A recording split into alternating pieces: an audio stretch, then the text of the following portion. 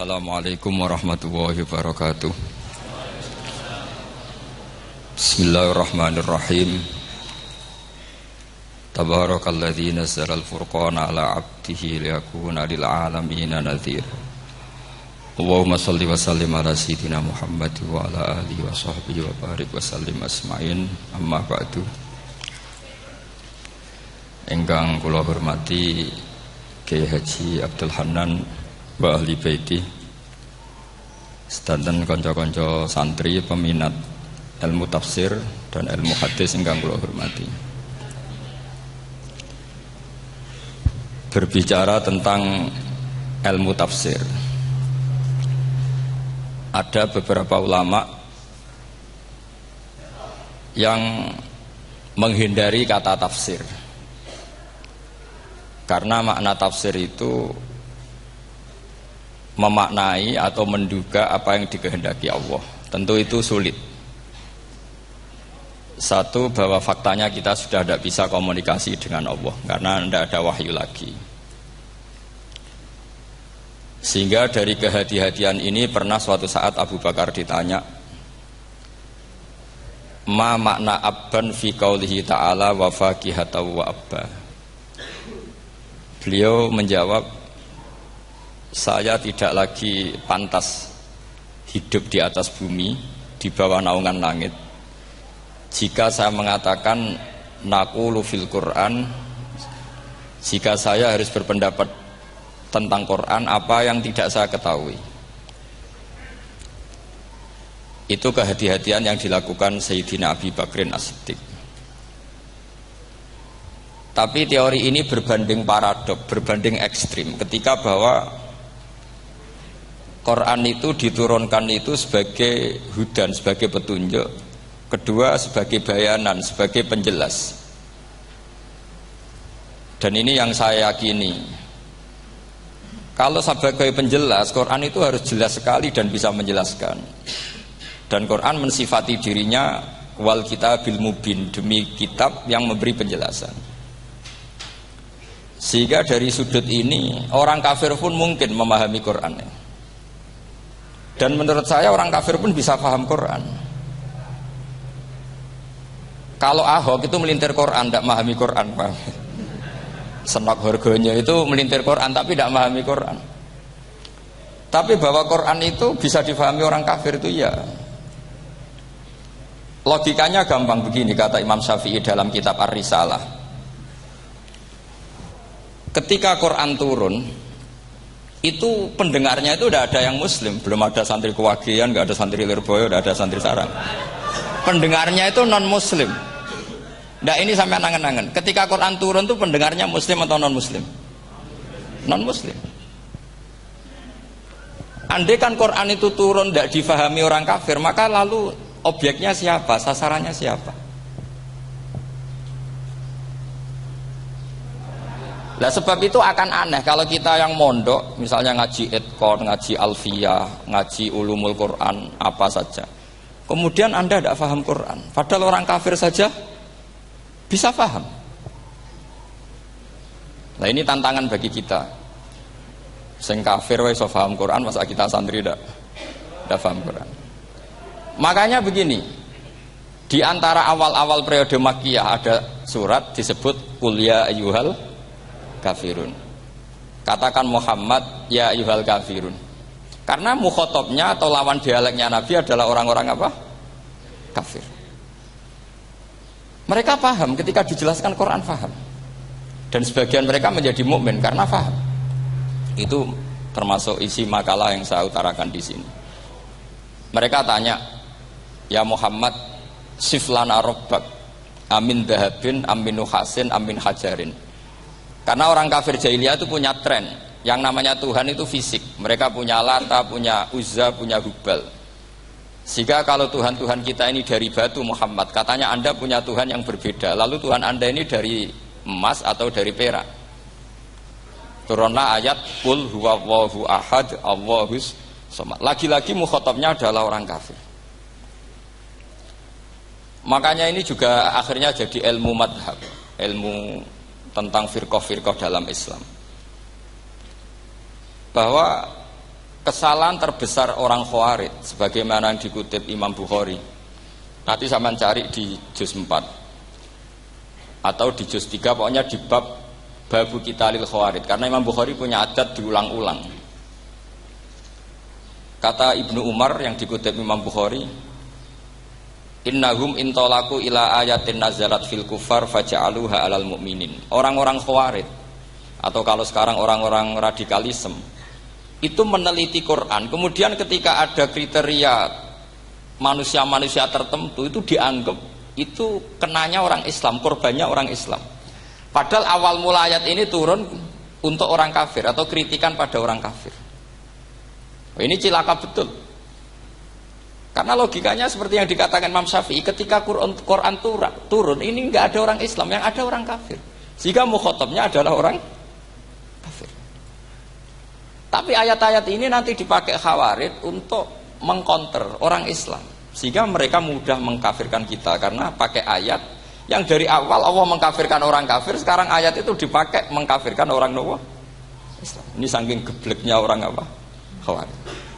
Makanya kata kitab Fathul Bari yang menyarai Bukhari itu, yang mendorong orang Khawarij seperti itu adalah jahluhum bisyariah. Memang mereka benar-benar bodoh, benar-benar goblok. Misalnya kita kiai atau kita ma'arif atau kita santri atau kita orang soleh, kemudian kita tidak bisa melakukan apa yang kita katakan. Terus kita oke lah, kita kena kritik misalnya atak murunan nasabil birri watan sauna anfusakum wa antum taslunal kitab. Terus kita katanya bisa ngomong tapi tidak bisa melakukan, terus dikritik dengan ayat itu mestinya tidak tepat. Karena itu asbabun nuzulnya adalah orang-orang Yahudi karena tahu bahwa sifat Rasulullah itu ada di Taurat, mereka menyuruh keluarganya itu masuk Islam, tapi mereka sendiri tidak mau Islam. Kemudian turunlah ayat atakmurunan nasa bil birri wa tansawna anfusakum wa antum taslunal kitab. Afala ta'qilun. Sekarang perbandingannya begini. Misalnya ada orang Islam, taruh saja Zaid. Zaid itu maling. Ya maling, konsisten dia malingnya sampai tua. Terus menurut Anda Zaid yang muslim ini, muslim, Zaid itu muslim tapi maling. Jangan bilang maling tapi muslim, dia itu ya. Kemudian Zaid bilang ke anaknya, "Cung, kowe aja dadi maling, dadi santri sing soleh, sing maling bapak tok." Ndak. Ini menurut analisis usul fikih. Ngomongnya Zaid itu benar apa salah? Benar kan? Nasihatnya ya benar, ngomongnya juga benar. Kamu tidak bisa ngeritik Zaid. Kamu bisa ngomong tapi tidak bisa melakukan, tidak bisa. Fa innal amra bil ma'ruf wajib. Wal qawla bil ma'ruf ya wajib. Wal qawla bil haqqi ya wajib. Jadi itu hal yang berbeda. Misalnya fa innal amra bil ma'rufi wajibun, memerintahkan barang baik itu baik. Wa innal qawla bil haqqi ya wajib, mengatakan yang hak itu ya wajib. Berarti Zaid tetap kena khitab. Kamu harus nasihati anak secara benar. Kamu juga harus ngomong hukum secara benar. Lalu ketika Zaid ngomong hukum secara benar, cung ojo maling, maling ku dosa. Cung ojo nerusno profesine bapak maling, maling itu tidak benar. Dia berarti sudah melakukan dua kebenaran, yaitu ngomongnya benar, nasihatnya benar. Dia salah, perilakunya tetap maling. Tapi jangan karena dia maling lalu omongannya enggak salah juga, berarti salahnya malah 3. Makanya ini pentingnya ngaji sama ulama, sama ahli usul fikih. Jadi tidak bisa dicampur adukkan. Zaid gagal dalam perilaku, tapi jangan gagal lagi di nasihat. Nanti kalau dia tidak nasihati, maka anaknya terus maling, alasannya niru bapaknya. Karena bapaknya kalau mau nasihati nanti disemprit sama santri-santri. Pak, sampean ora oleh nasihati anak ora sama maling, sampean dhewe maling. Oh, tidak bisa cara usul fikih. Itu malah yudroku kulluh, la yudroku napa? Kulluh, atau bahasa populernya al-maisur la yasqutu bil maksur. Misalnya kita sebagai kiai hanya bisa takrib, hanya bisa jurumiyah. Apa muda Fathul Mu'in cek abote. Bulet, maknane bulet. Kamu tidak boleh ngomong gini, Cong, kowe sebagai muridku kudu nurut aku. Nak gurumu goblok tok takrib, kowe tok takrib wae. Gak oleh ngelangkai guru, gak sopan gitu misalnya. Nggak boleh gitu. Tetap kita ngomong, "Cung, kowe aja koyo aku. Kowe kudu alim Fathul Mu'in, alim Fathul Wahhab." Sama ndak bisa protes. Pak guru sendiri ndak bisa. Kebenaran tetap sebagai kebenaran meskipun kita ndak kuat melakukan atau ndak bisa melakukan. Lagi-lagi ayat itu sebenarnya ada untuk kita, untuk orang Yahudi, ta'murunan nasa bil birri wa tansawna anfusakum wa antum taslunal kitab. Sebab itu istidlal dengan Quran itu memang resikonya tinggi kalau tidak bagi mutabakhir, karena ya itu tadi, ini harus ada pengetahuan yang luas tentang asbabun nuzul, tentang kriteria. Nah, kalau terpaksa, saya katakan terpaksa, kalau terpaksa kita itibar itu boleh, tapi itu terpaksa. Bahwa Allah mengkritik orang yang bisa ngomong tapi tidak bisa melakukan. Tapi itu secara usul fikih itu runyam. Teori ini runyam sekali, fatal. Sama lihat tuh di kitab Bajuri atau di kitab-kitab fikih yang lain. Ketika Shahibil Burdah atau Shahibil Bur'ah itu yang Imam Busiri itu, Muhammad bin Busiri. Niku salah nama tapi kadung populer. Jadi sebetulnya Imam Busiri itu Shahibil Bur'ah, bukan Shahibil Burdah, tapi kadung terkenal Burdah, kita ikut-ikutan apa? Burdah. Imam Busiri itu ngeluh, saya ini orang yang banyak kesalahan. Di antara salah saya adalah saya bisa ngomong tapi tidak bisa melakukan. Yaitu saya ngomong misalnya orang supaya tahajud, saya tidak tahajud. Saya ngomong orang supaya sholat sunat, saya tidak pernah sholat sunat. Itu sarahnya itu yang menyarai itu kan Imam Bajuri itu, yang sarah Burdah. Itu mengkritik begini. Kalau Anda ngendikan itu fi ma'radi dzammin nafsi, yaitu dalam konteks Anda mengkritik diri sendiri, oke. Tapi omongan Anda salah. Karena secara usul fikih fatal. Fatalnya begini. Misalnya saya nggak pernah tahajud. Ya mungkin itu nyata. Oke, mungkin itu nyata. Apakah kemudian saya tidak boleh mengatakan at-tahajjudu sunnatun? Apa saya diwajibkan diam hanya karena saya tidak pernah tahajud, terus saya seorang kiai yang haram mengatakan at-tahajjud sunnatun? Saya harus tetap mengatakan kalau tahajud itu sunnah. Saya kalau punya santri terus saya bilang, "Cung, napas nganggur yo tahajud. Tahajud itu sunat." Karena mengatakan kebaikan pasti bagian dari kebaikan itu sendiri. Makanya kata Imam Bajuri, fa kaifa yakunul amru bil ma'rufi mazmuman. Bagaimana mungkin sesuatu yang jelas baik karena memerintahkan kebaikan mazmuman menjadi sesuatu yang tercela hanya karena yang mengatakan tidak melakukan. Fa innal fi'la ya amrun wal hukmu ya amrun akhar. Itu beda. Jangan karena Anda tidak minum teh karena diabetes, terus Anda kalau ada tamu tidak disuguhi teh. Karena saya sendiri tidak minum teh. Wah ya repot kalau gitu. Nah, itu lagi-lagi tadi orang Khawarij salah ketika mengartikan ayat yang harusnya objek kritiknya itu orang kafir, kemudian karena Quran lama sekali dibaca orang Islam sampai orang itu lupa kalau Quran awalnya turun diantaranya adalah membenahi akidahnya orang kafir, sehingga korbannya orang Islam. Itu mirip seperti cerita kita ya, santri-santri itu kalau punya musuh itu baca Hizib Nasr. Dulu pengarang Hizib Nasr itu musuhnya orang fasik, sehingga dihizib. Santri ora duwe musuh wong fasik, duwene kancane dhewe, akhirnya kancane yang kena hizib. Nah ini penting saya aturkan ya, sama seperti itu. Lama sekali Quran itu hanya dibaca orang Islam dan komunitasnya Muslim, sehingga seakan-akan semua kritikan Quran itu pada orang nopo Islam. Padahal jelas Quran ada kul ya ayyuhal kafirun. Jelas mukhatabnya orang kafir. Sadaqata lakum dinukum waliyadin. Nah ini penting kalau aturakan. Makanya kalau melihat itu, Quran jelas bisa difahami orang kafir. Bahkan banyak orang kafir yang menjadi muslim karena faham maknanya apa? Faham maknanya Quran. Itu jelas sekali. Itu masyhur sekali dialeknya Nabi dengan Walid bin Mughirah, dengan Utbah, dengan banyak sekali termasuk dengan Abu Jahal, dengan Abu Lahab. Bahkan orang-orang kafir Quraisy itu menyewa namanya Musailamah Al-Kadzab. Kalau di sini umumnya baca Musailamah apa Musailimah? trennya di sini. Pakai fathah ya. Itu entah ya, nggak tahu saya yang masalah yang mana itu kan, karena memang kalau dalam ilmu riwayat itu sekali salah baca itu kasus betul, kayak Sa'id bin Musayyab atau Sa'id bin Musayyib itu ketika beliau sugeng itu kalau dipanggil Sa'id bin Musayyab itu marah besar, karena maknanya Sa'id al-Musayyab itu yang ditawan.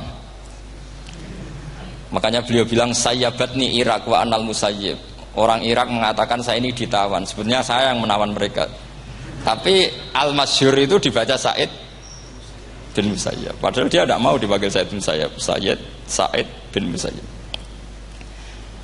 Karena nama ini penting. Pentingnya begini. Ini kata Rasulullah kalau sedang guyon, kata Nabi, "Mbok kamu itu sekali-kali mikir, kenapa saya ini diberi nama Allah Muhammad?" Ini hadis sahih di Bukhari, ada di Kitabul Adab. Banyaklah teks ini. Kenapa ya Rasulullah? Allah itu senang bingung wong kafir, kata Rasulullah. Karena Abu Jahal kalau manggil saya jadi bingung. Itu kalau orang Arab kan pasti tahu maknanya. Muhammad maknanya orang yang terpuji. Sehingga kalau Abu Lahab ngomong itu jadi paradok. Hei orang yang terpuji, kamu bohong. Kan jadi aneh. Ya Muhammad kadzabta. Hei Muhammad kamu bohong. Kalau diterjemahkan hei orang terpuji, kamu bohong. Itu akhirnya sahabat tertawa-tawa. Karena cek pinter ya pangeran milih nama kamu ya Rasulullah. Karena ini bingungkan musuh itu. Makanya kalau kamu udah anak kiai, itu anak kamu namakan saja Agus. Pasti satu pondok manggil Gus semua. Nah, itu aman itu. Oh itu mbok yang nggak seneng tetap panggil Gus. Karena kalau untuk Gus putra kiai kan butuh di bapak kiai, kan bapak kadung ra kiai itu kan. Itu ada triknya, yaitu anaknya dinamain Agus. Nah, itu Rasulullah itu sudah dipilih sedemikian rupa oleh Allah, perilakunya benar, ahwalnya benar, sak namanya juga benar. Sehingga ketika Abu Jahal, Abu Lahab tahu bahwa nama Muhammad ini problem, karena ini madah itu memuji.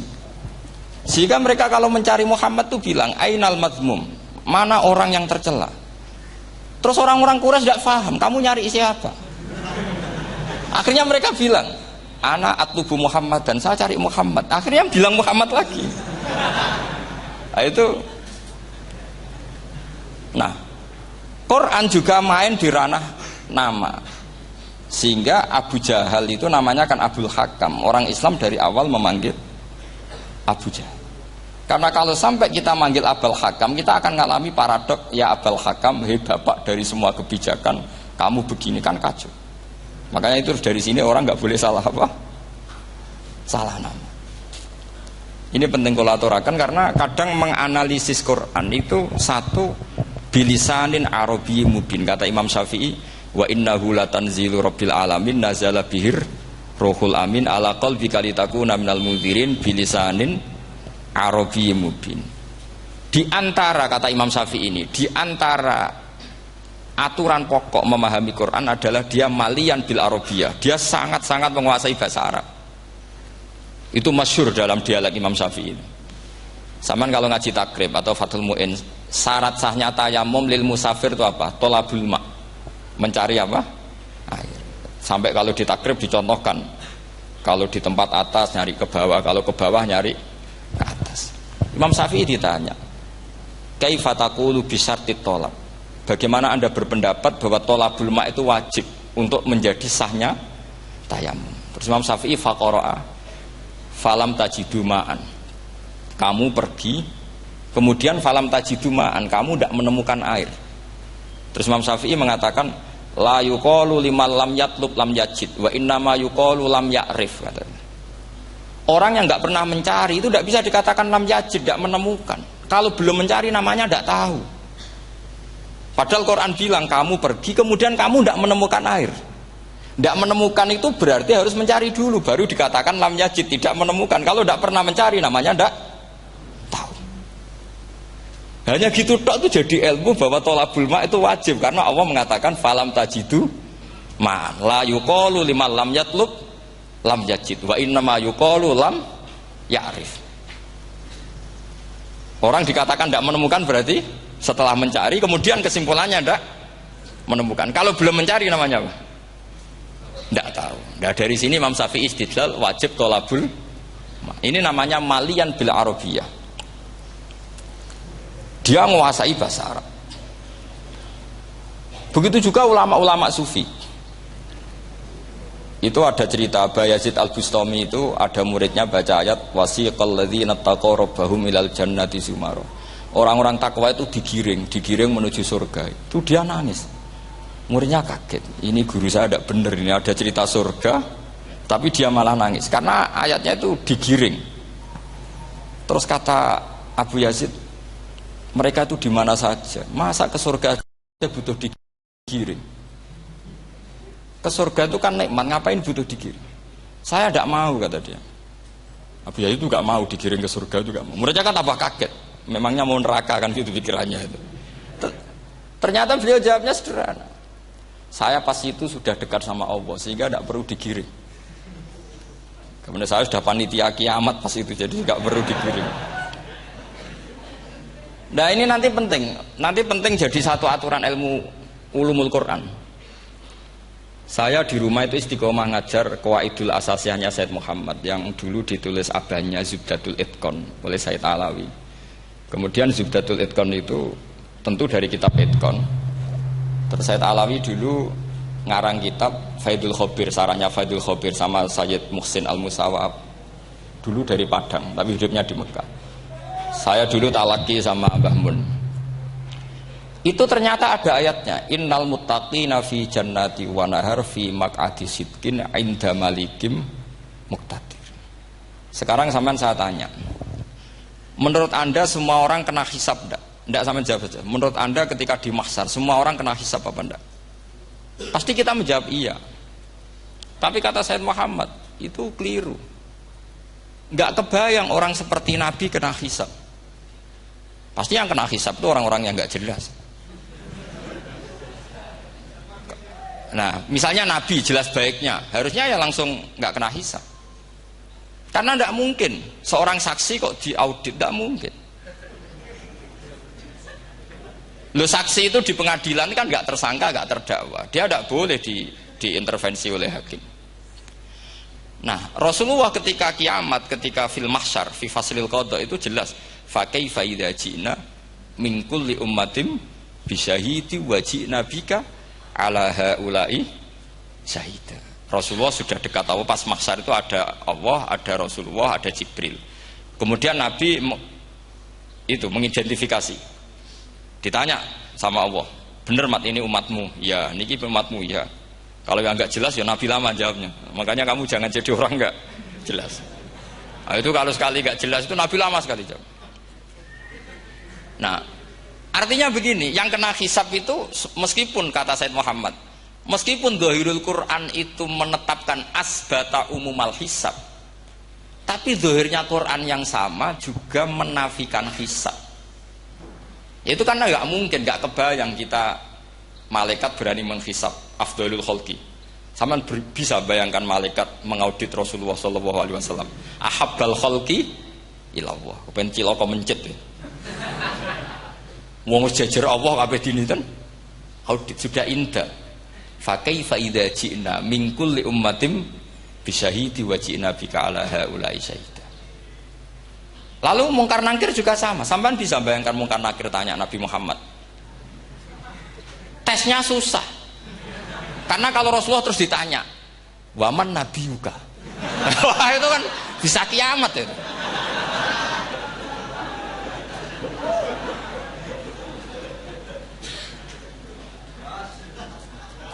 Paham ya? Makanya kata Said Muhammad, ini kan teman-teman tanya, biar carane alim tafsirnya saja, caranya satu hafal Quran, dua hafal Sahih Muslim, tiga semua orang sudah mati, tinggal kamu yang alim. Itu mesti aman itu.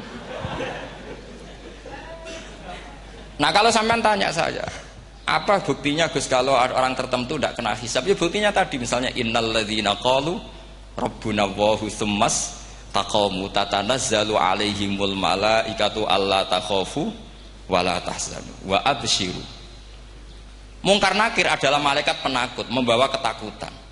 Sementara para wali ini jelas malaikat kena konstitusi. Malaikat harus mengatakan ke para wali, Allah takhofu wala tahzanu. Padahal Nabi tentu Sayyidul Auli. Para wali saja malaikat kena aturan, kamu harus bilang Allah takhofu wala tahzanu wa abshiru. Hei para wali, kamu jangan susah, jangan gentar, kamu harus gembira. Kamu bisa bayangkan misalnya mungkar nakir bawa godok, atau orang kalau dipukul ajul sak walang-walang.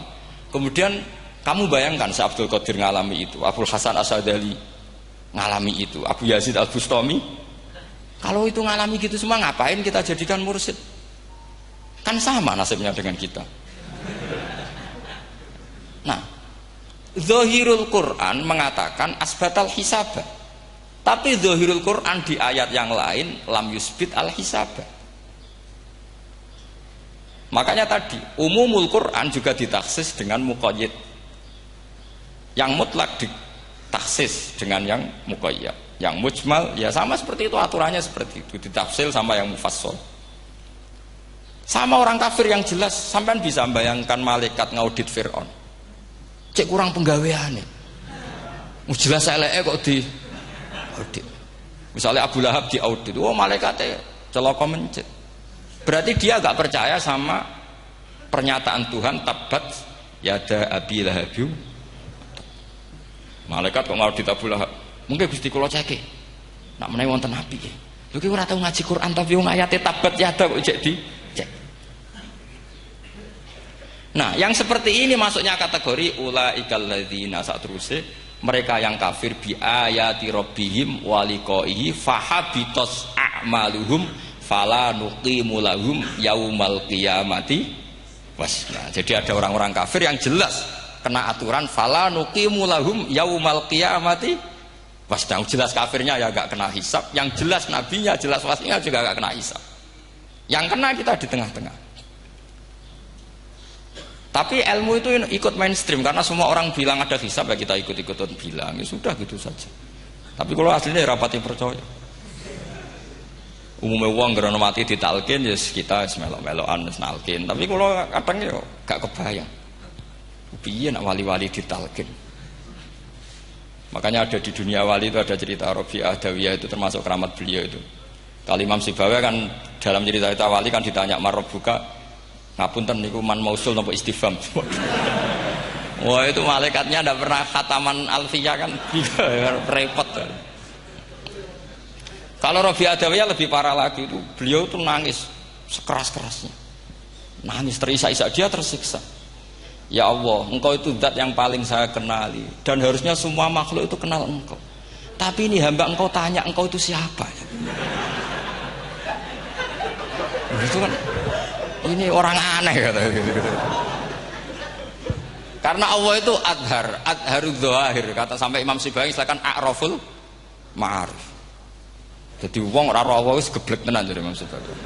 Imam Sibawi kan atas nama dia pakar nahwu pertama mengatakan domir paling makrifat di antara 6 isim makrifat, paling makrifat itu domir. Tapi meskipun gitu a'raful ma'arif Allah, yang paling makrifat dari sekian isim makrifat itu Allah. Artinya satu nama yang orang harus kenal semua. Makanya di antara keramat beliau ketika ditanya, wong kok ora tau ngaji fikih men ngaji nahwu wae. Gak tahu dia ngaji carane sesuci, carane iddah to, gak tahu ngaji nahwu. Terus dia tanya, "Bima fa'ala rabbuka?" Lalu Allah memperlakukan kamu gimana? Terus kata Imam Sibawi, "Ghafaroli, Allah mengampuni saya karena saya orang yang mengatakan Allahu a'raful ma'arif." Ini penting kalau aturakan. Jadi makanya kalau sampean tanya caranya ilmu alim gimana, ya satu tadi, kalau sampean masih banyak orang hidup, syaratnya kamu harus hafal Quran, hafal hadis, hafal sekian ribu hadis, hafal sekian ulumul Quran. Itu kalau masih banyak orang hidup. Kalau sudah kamu sendiri hidup, ya sudah, pokoknya isokulhu ya salim sendiri, kan nggak ada saingannya itu. Makanya kata Sayyid Muhammad, beliau mengatakan, kita meyakini umum al-hisab ya berdasar zahiril Quran, kita menafikan umum al-hisab, bahwa hisab hanya yahtassul liqaumin duna qaumin juga berdasar zahiril Quran. Kita percaya semua mayat ditanya mungkar nangkir ya berdasar zahiril ahadis. Kita tidak mengumumkan teks praktek ini juga berdasar dzahiril hadis. Karena malaikat mungkar nakir juga malaikat. Berarti dia kena aturan kalau ketemu para wali Allah takhafu wala tahzanu. Faham sih kalau maksudnya? Ini penting kalau aturakan. Jadi makanya aspek ya. Sampai bisa memulai kalau ingin jadi orang alim tafsir bisa mulai dari yang mudah saja, yang fikih saja. Makanya kata Imam Ghazali, kenapa Mu'tazilah jadi segoblok itu? Karena dia tertipu oleh umumatul Quran, oleh tek-tek umum. Dia tidak tahu mukhasisnya. Padahal setiap ayat umum itu pasti ada mukhasis. Misalnya begini ya, kalau kamu maknanya fikih saja, contoh yang paling mudah familiar itu fikih ya. Misalnya kita ngaji Quran, wal mutallaqatu yatarabbasna bi anfusihinna salasata quru. Kalau orang dicerai, itu iddahnya itu 3 kali masa nopo suci. Apakah aturan iddah seperti ini hal hadhil iddah amatun likulli mutallaqatin am li mutallaqatin makhsusah? Apa ini semua mutallaqah iddahnya pasti salasata quru apa orang tertentu? Ya enggak, asal dia mutallaqah pasti iddahnya salasata quru. Anda goblok, Anda salah besar. Kalau misalnya yang dicerai adalah orang hamil, iddahnya apa? Salasata quru apa watil hamli? Watil hamli. Kita butuh ayat lain, wa ulatul ahmali ajaluhunna ayyadna hamlahu. Sama seperti kita ngaji walladzina tawaffawna minkum wa yadharuna azwajan yatarabbasna bi anfusina arba'ata asyhurin wa asyra. Asal wanita ditinggal mati suaminya, maka iddahnya 4 bulan 10. Apa semuanya demikian? Enggak. Misalnya orang hamil iddahnya biwatil hamil. Artinya kalau Anda tertipu umumatil Quran, berarti Anda sama dengan menghukumi orang ditolak semua iddahnya salah satu guru. Sama misalnya orang sekarang dalil-dalil wa may yatawallahum minkum fa innahu minhum. Kalau berkawan orang kafir, maka dia menjadi kafir. Itu kan fatal. Semua nabi ya berkawan orang kafir. Karena dakwahnya memang sama orang kafir. Loh coba, andai kan sampean hafal Quran, itu sama teori itu tuh mungkin menyedihkan. Coba istilahnya Quran, wadhkur akho'at wa ila adin akhawum huda wa ila samuda akhawum. Terus semua umatnya yang kafir disebut akhawum. Akhaw itu artinya apa? Saudara. Mereka ya berkawan sama orang kafir. Makanya butuh analisis fikih untuk maknani wa may yatawallahu minkum fa innahu. Setelah dianalisis fikih, ternyata semua nabi diistilahkan wa ila madyan akhahum syuaiba wa ila adin akhahum huda. Akhaw itu artinya apa? Saudara. Kalau sama tanya, lalu logikanya gimana? Kata kitab-kitab kan wa in kana dasarin fajanibhu suratan. Kalau ada teman buruk jauhi, kalau teman baik temani. Kalau cara usul fikih gampang. Kancanan maling dosa, wong kok kancane maling. Tapi nak dakwai maling apik kan? Aku ora ngancani kok dakwai dandani, selesai kan? Ngancani maling elek, nak dakwai maling apik. Demenan rodo elek, nak didik apik kan, itu seperti itu. Nah, ini penting kalau aturaken. Dari sini ini makanya NU itu punya sejarah panjang, banyak wali-wali yang jadab, yang coro zahir itu kancanan wong fasik-fasik. Orang syariat bingung, ini wali kok berteman orang fasik. Ya kalau kamu bahasakan teman ya masalah, kalau kamu bahasakan ini binaan. Enggak, sama jawab saja. Kalau dibahasakan teman masalah enggak? Masalah kan? Tapi kalau dibahasakan itu binaan, selesai kan? Sama, Nabi berkawan orang kafir itu enggak karena berkawan, itu binaan Nabi. Memang Nabi itu jadi Nabi, objeknya adalah mengislamkan orang kafir. Ya berlama-lama Nabi dialek dengan mereka, muasyarah sama mereka. Bahkan Nabi diharuskan bersikap baik sama mereka. Itu yang disebut fabima rahmatim minallahi lintalahum walakum tafadzur ghalidhal qalbi lan faddu min haul. Tapi sekarang itu orang sudah tidak pakai ilmu. Orang-orang radikalisme itu enggak pakai usul fikih. Pokoknya kalau ada ayat terjemahnya gini ya sudah itu jadi madhab. Akhirnya kecelakaan seperti ini. Pokoknya kalau ada ayat faqtulul musyrikina haitsu wajadtumuhum wa khudhuhum wahsuruhum wa'udu lahum kulla marsad. Sudah hafalnya ayat itu saja. Dia tidak mau ngapalkan misalnya qatilul ladzina yuqatilunakum. Ada ayat lagi wa akhrijuhum yamin haitsu akhrajukum. Sehingga ulama kita membagi kafir itu ada harbi, kita musuhi, ada dhimmi, ada muahad, ada musta'man. Itu ulama karena tahu tidak semua orang kafir itu harbi, tidak semuanya dhimmi, tidak semuanya muahad, tidak semuanya musta'man. Kalau harbi oke, kita perang, kalau dhimmi ya kita bina.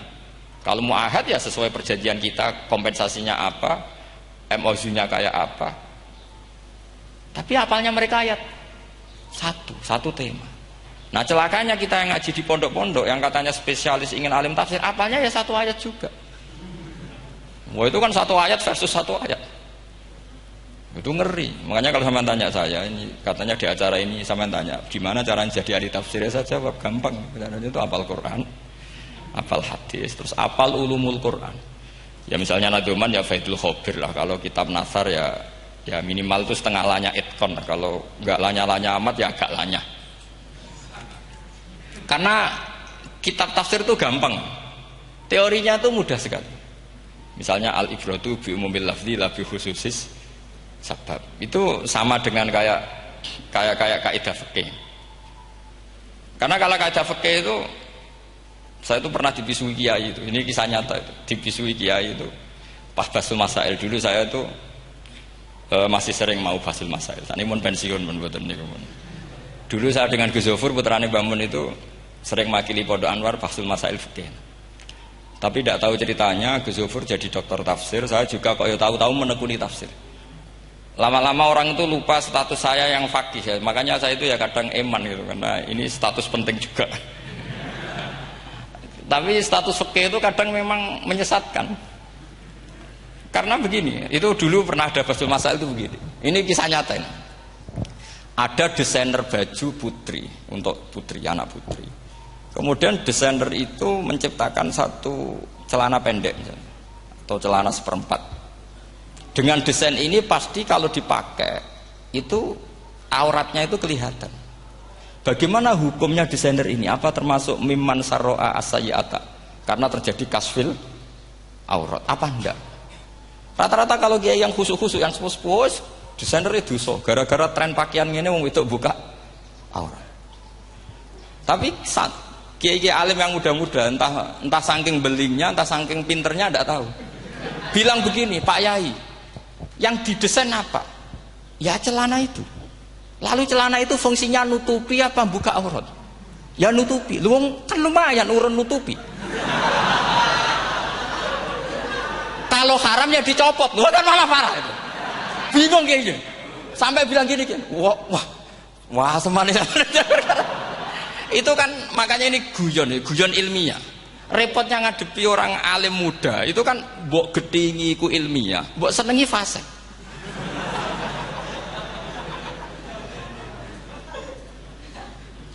Ketika kiai yang khusyuk tadi tak tanya, kalau desainer katok seperapat,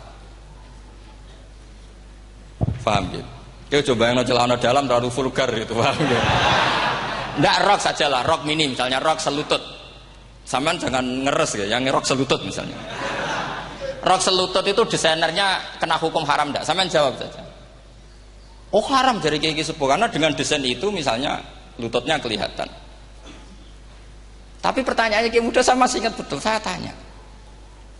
Lalu fungsi pakaian itu apa Pak Yai? Fungsi itu kan tetap nutupi sebagian aurat. Kalau Anda haramkan, barang haram itu harus dihilangkan. Nah, itu. Sampai kiai itu setelah acara itu manggil saya. Gus, kalau ngakoni jenengan alim tapi iki padha repote. Padha repote ku nak dalam itu kan terus itu ada perumusan di redaksi keputusan yang dijual itu yang masail fikihnya kan terus diputuskan dibukukan. Kalau redaksinya halal Gus nanti orang pakai rok semua. Dan saya balik bantah, kalau redaksinya haram orang nggak pakai rok. Akhirnya itu apa? Kebijakannya lucu. Buak wae Gus, pertanyaan iku buak sak jawabannya oh nggih. Jadi kita debat tidak jadi. Ini cerita ilmiah. Makanya sampai tidak wajib manut saya. Saya ini terlalu ilmiah, jadi tidak baik untuk kehidupan kesalian kurang baik. Jadi ini, tapi ini ilmu. Tetap kaidahnya fikih ma la yudraku kullu la yudraku kullu. Jangan kalau tidak bisa nutupi aurat semua, lalu jangan sama sekali. Lho nggih kan kaidahnya kan gitu, ma la yudruku kullu la yudruku kullu. Misalnya Anda punya tetangga nggak mau pakai jilbab, nggak mau pakai pakaian muslimah. Kamu tidak boleh bilang, munisan ra kambenan, tidak bisa. Ma la yudruku kullu la yud napa ma la yudruku kullu no la yudruku napa? Makanya ini kita harus hati-hati. Nah bayangkan sekarang orang meneliti Quran itu yutroku kullu. Mestinya kalau Anda meneliti radikalisme, ayat yang terkait radikalisme diteliti semua. Ternyata di surat Taubat yang disebut suratus Saif, yang bahkan haram baca bismillah, itu ada ayat wa in ahadum minal musyrikin nastajaraka fa'ajirhu hatta yasma'a kalamullah summa ablighu ma'mana. Muhammad, kalau ada orang kafir mau belajar Quran sama kamu, ya harus kamu pelajari hatta yasma'a kalamullah. Setelah mereka mau belajar, ya ablighu ma'mana summa ablighu ma'mana, kamu harus menjamin keamanan dia. Itu di surat Taubat, termasuk akhir suratin nazalat, gak mungkin terjadi mansuh. Tapi orang-orang ekstremis selalu pakai faqtulul musyrikin haitsu, apalan itu terus. Yang orang liberal yang menapani la ikraha fiddin. Ya sudah seperti itu. Sing orang-orang ora tegas, ora tau nahi mungkar, ya ma arsalnaka ila rahmatan lil alamin. Ngono terus.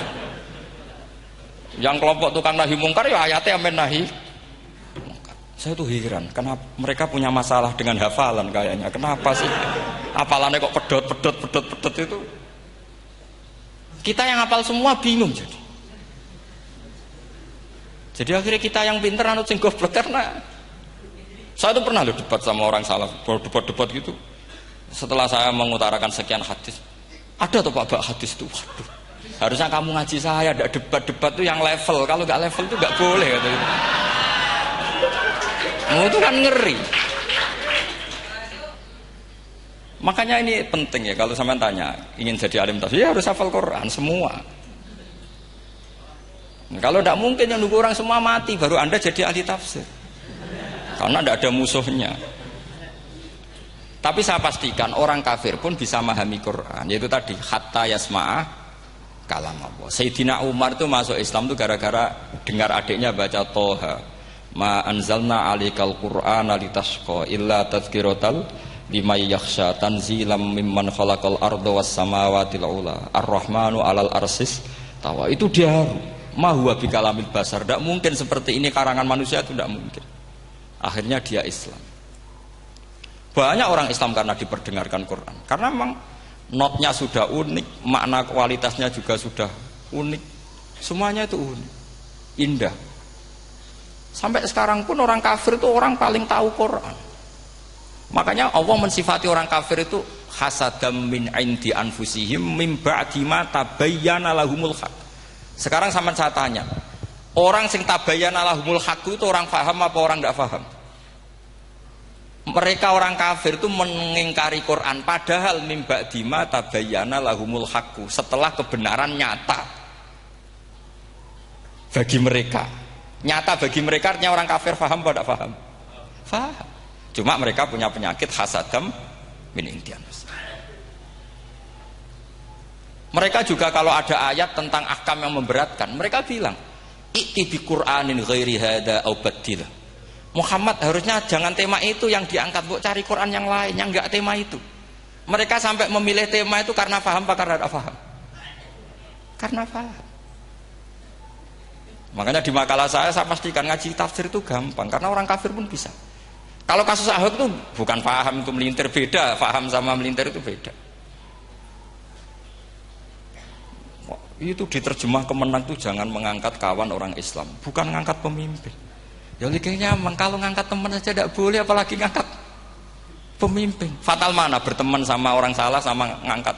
Saman kancanan maling itu apik nak menawa nang andani. Terus ngangkat, "Hei maling ke pimpinanku." Parah mana? Parah mana? Artinya sama saja ketika diterjemah jangan ngangkat teman. Sebetulnya ngangkat pemimpin lebih fatal. Itu kan mafhum awlawiyah, itu kan normal saja. Itu di Quran biasa, misalnya innalladzina yaquluna amwalal yatama dzulman. Orang yang makan hartanya anak yatim secara zalim. Terus kamu bilang, "Gus, saya tidak makan kok, sepeda motornya tak gasap, tak jual." Yang diharamkan kan makan. Wah, ya sarap kalau gitu. Maknanya begini, memakan harta anak yatim artinya ifsad. Ifsad itu merusak. Nak ngono ikhraq, membakar atau mencuri sama dengan makan, bal asad. Malah kan lebih apa? Lebih apa? Dasar. Jadi yakuluna di situ tuh ba'dul amsilah, sebagian contoh min wujuhil ifsad atau min wujuhil ihlak. Jangan kok karena ayatnya makan, oh yang haram tuh makan, kalau nyuri gak apa-apa. Waya fata. Itu kan sama dengan santri geblek ketika ada kiai ini, cung, kowe mbek bojomu jogeman naboi. Suatu saat istrinya lapor lagi, Pak Yai sekarang tidak naboi tapi nyadui. Karena naboi itu pakai tangan. Pertama dilaporkan kiainya, Pak Yai suami saya itu sering memukulin saya pakai tangan gini. Jom jogeman naboi bojomu. Nggih Pak Yai siap. Suatu saat istrinya lapor, Pak. Tetap benjut, kenapa? Kalau nak ini disadui. Mergo pikirane sing haram nabok, nak nyaduk halal. Wah itu kan ngajak goblok bareng. Nah masalahnya di usul fikih kasusnya seperti itu. Makanya saya ini kadang ya maliki sekali. Kadang saya itu maliki sekali. Kadang ya. Misalnya begini, saya beri contoh. Ini yang kisah nyata ya. Ada seorang Arabi datang ke Rasulullah. Ya, tadi kan teman-teman minta juga ilmu hadis ya. Ini satu paket saja. Itu tadi nanti kalau sampean kasih lalim itu sudah ada urusan saya tadi. Nunggu orang mati banyak tadi. Kalau nggak usah nunggu orang mati, sarannya tadi apal tadi. Ya Rasulullah ahlak tuh. Saya ini orang yang rusak. Wama ahlakaka. Lalu yang bikin rusak kamu apa? Qol waqatu imroati fina hari Ramadan. Saya menjima istri saya ketika masih siang. Fina hari Ramadan, siang Ramadan. Walhasil Nabi tidak menyuruh hanya kodok, tapi menyuruh kafaroh. Kafarohnya itu merdekakan budak atau memberi makan 60 orang miskin atau puasa berapa? Puasa 60 hari. Atau urut merdekakan budak atau puasa 60 hari atau memberi makan sitina miskin. Oke, kita sepakat. Sepakat ya, hadis itu sahih dan diulang-ulang oleh Ashabus Sunan. Oke, riwayatnya enggak masalah. Sekarang kita analisis maknanya. Sekarang sampean saya tanya. Kalau Anda misalnya sekarang jam berapa ini? Misalnya sekarang jam 9 kurang seperempat Ramadan, terus Anda rokok atau Anda ngopi, kepengen ngopi terus ngopi tanpa udhurun syar'iyin. Anda hanya wajib qadha apa bayar kafarah? Tidak sampean jawab. Rata-rata kiai kita, oh mau wajib qadha Gus karena gak jima. Sing seru kafarah itu nak jima. Kan ngombe kopi mbek jima beda. Pertanyaannya tuh lucu, ini naif secara fikih masalah. Masalahnya begini. Jima bojo itu tidak zina. Jima bojo itu zina apa enggak? Enggak kan? Berarti dengan makan bedanya apa? Sama kan? Sama-sama amrun mubah. Sesuatu yang boleh. Kenapa hukumannya berat?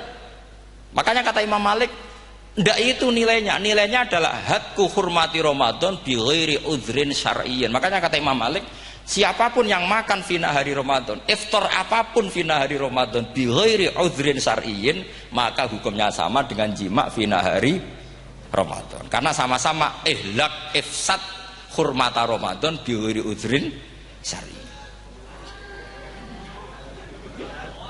Loh enggak, ini ilmiah. Kamu enggak harus cocok, tapi otak kamu harus percaya. Loh iya kan beda kan? Saya secara nafsu tidak cocok, cek berarti. Tapi ilmiah saya setuju. Kalau Kiai Kandani itu kan pasti pakai badul amsilah, kan nggak mungkin semua contoh disebut. Cong penak melaku jogeman delok wedok iku mari setan. Mboten delok Mbah, nyekel lho malah parah to. Ndak bisa. Makanya ini masalahnya lafaz. Ini kembali ke Imam Syafi'i bilisanin Arabiyyim mubin.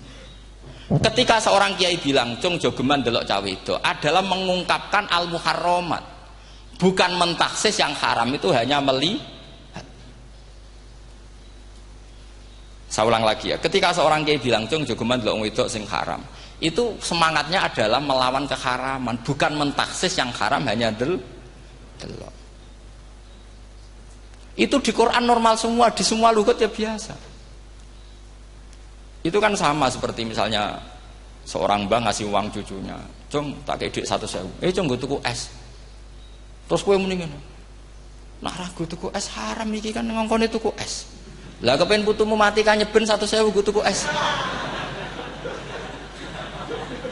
Ya mulai dulu istilahnya nak bange ke ibu tuh jong 1.000 gue tuku es. Cara wong kuno. Maksudnya gue pokoknya umumnya cak cilik senane es cuma nyebut.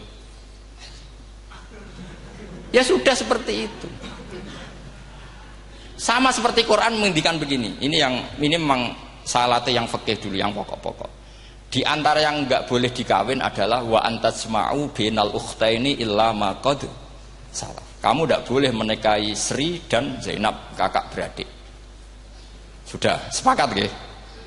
Fi nikahin wahid enggak boleh al jam'u bainal ukhtain. Jadi mbaknya kamu kawin, adiknya kamu kawin fi nikahin wahid. Tapi nak ngeduni boleh, berarti kan dengan waktu yang berbeda. Quran hanya menyebut itu. Kemudian Rasulullah zaman Sugeng itu hanya nambahi wala binal mar'ati wa ammatiha wala binal mar'ati wa kholatiha, juga gak boleh menikahi ponaan plus buliknya, baik bulik dari bapak yaitu ammah maupun bulik dari ibu disebut apa? Kholah. Kemudian ulama fikih merasa ada yang kurang, ditambahi lagi 2 perempuan yang andekan yang satu itu lelaki kok haram nikah, berarti haram jam'u fi nikahin wahid. Misalnya cucu rabibahnya boleh enggak? Enggak boleh kan? Berarti kalau sampean ngumpulkan cucu dan mbahnya fi nikahin wahid juga enggak boleh. Tapi orang yang waras itu tidak akan nyalahkan Quran ketika tidak lengkap. Wa antasma'u bainal ukhtain ila ma qad sal, ini tidak lengkap. Yang haram kan tidak hanya jam'u bainal ukhtain, termasuk ngumpulkan cucu dan mbahnya. Karena Quran nggak mau dengan logika tidak waras itu, tidak mau. Taruh saja orang itu rata-rata mbahnya kan umur 70 tahun, cucunya umur 17 tahun. Kebayang nggak kamu nikahi sehingga adik kan boleh bareng, pasti kamu milih bareng. Makanya Quran hanya bakas wa antasma'u final ukhtain, karena yang mungkin masih menggugah selera itu 2. Tapi kalau cucu sama mbahnya itu, kalau ada yang masih selera kan ya sarap tuh. Tapi fikih sebagai kaidah tetap menerangkan termasuk yang haram jam'u adalah bainal mar'ati wajab datiha. Paham juga maksudnya? Artinya ketika menyebut itu tidak jaminan merangkum semua hukum, tapi ba'dul amsilah. Fa'innal akila yaktafiya bi isyaratil ba'di, karena orang kalau punya akal diisyaroi sebagian sudah paham. Ini penting kalau aturakan. Jadi ini penting. Nah bayangkan sekarang banyak gerakan-gerakan ahli Quran katanya, tapi nggak memahami ilmu usul fikih. Qur'ane ra ono ya wis. Nang Quran ra ono cerita harame asu, nak ngono asu ya halal. Ora ono Qur'ane. Sing ra ono iku tekem ora Qur'ane, kok aneh-aneh kowe.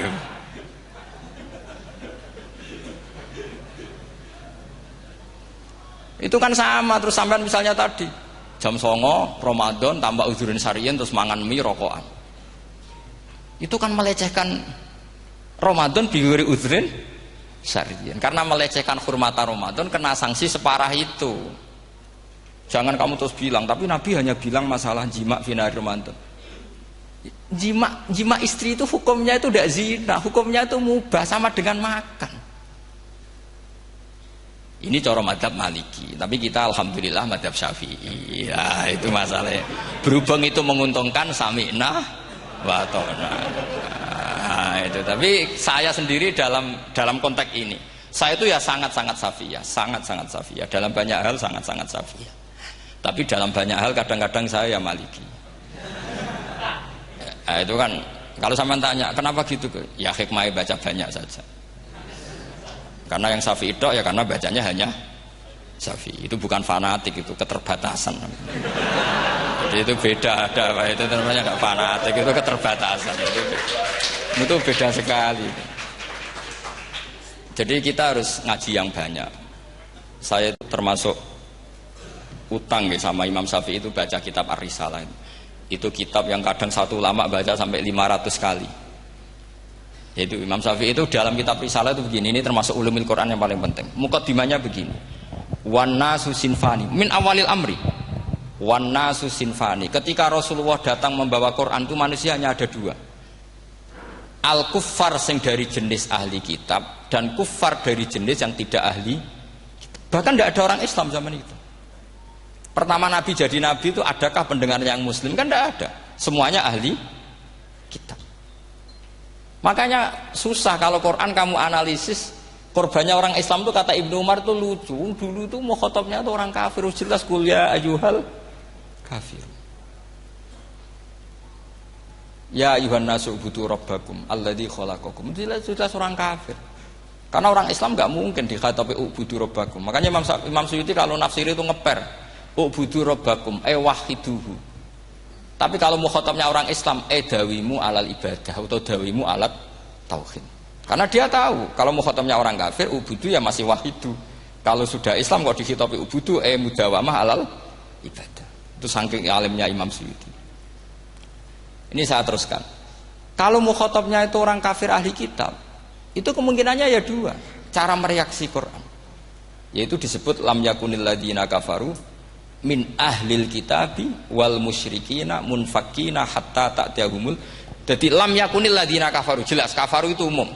Kemudian ditafsir kafaru itu ada yang min ahlil kitabi, berarti kafaru yang jenis Yahudi Nasrani. Ada kafaru yang min ahlil kitabi wal musyrikin, kafaru yang jenis musyrikin, yaitu kafir Mekah.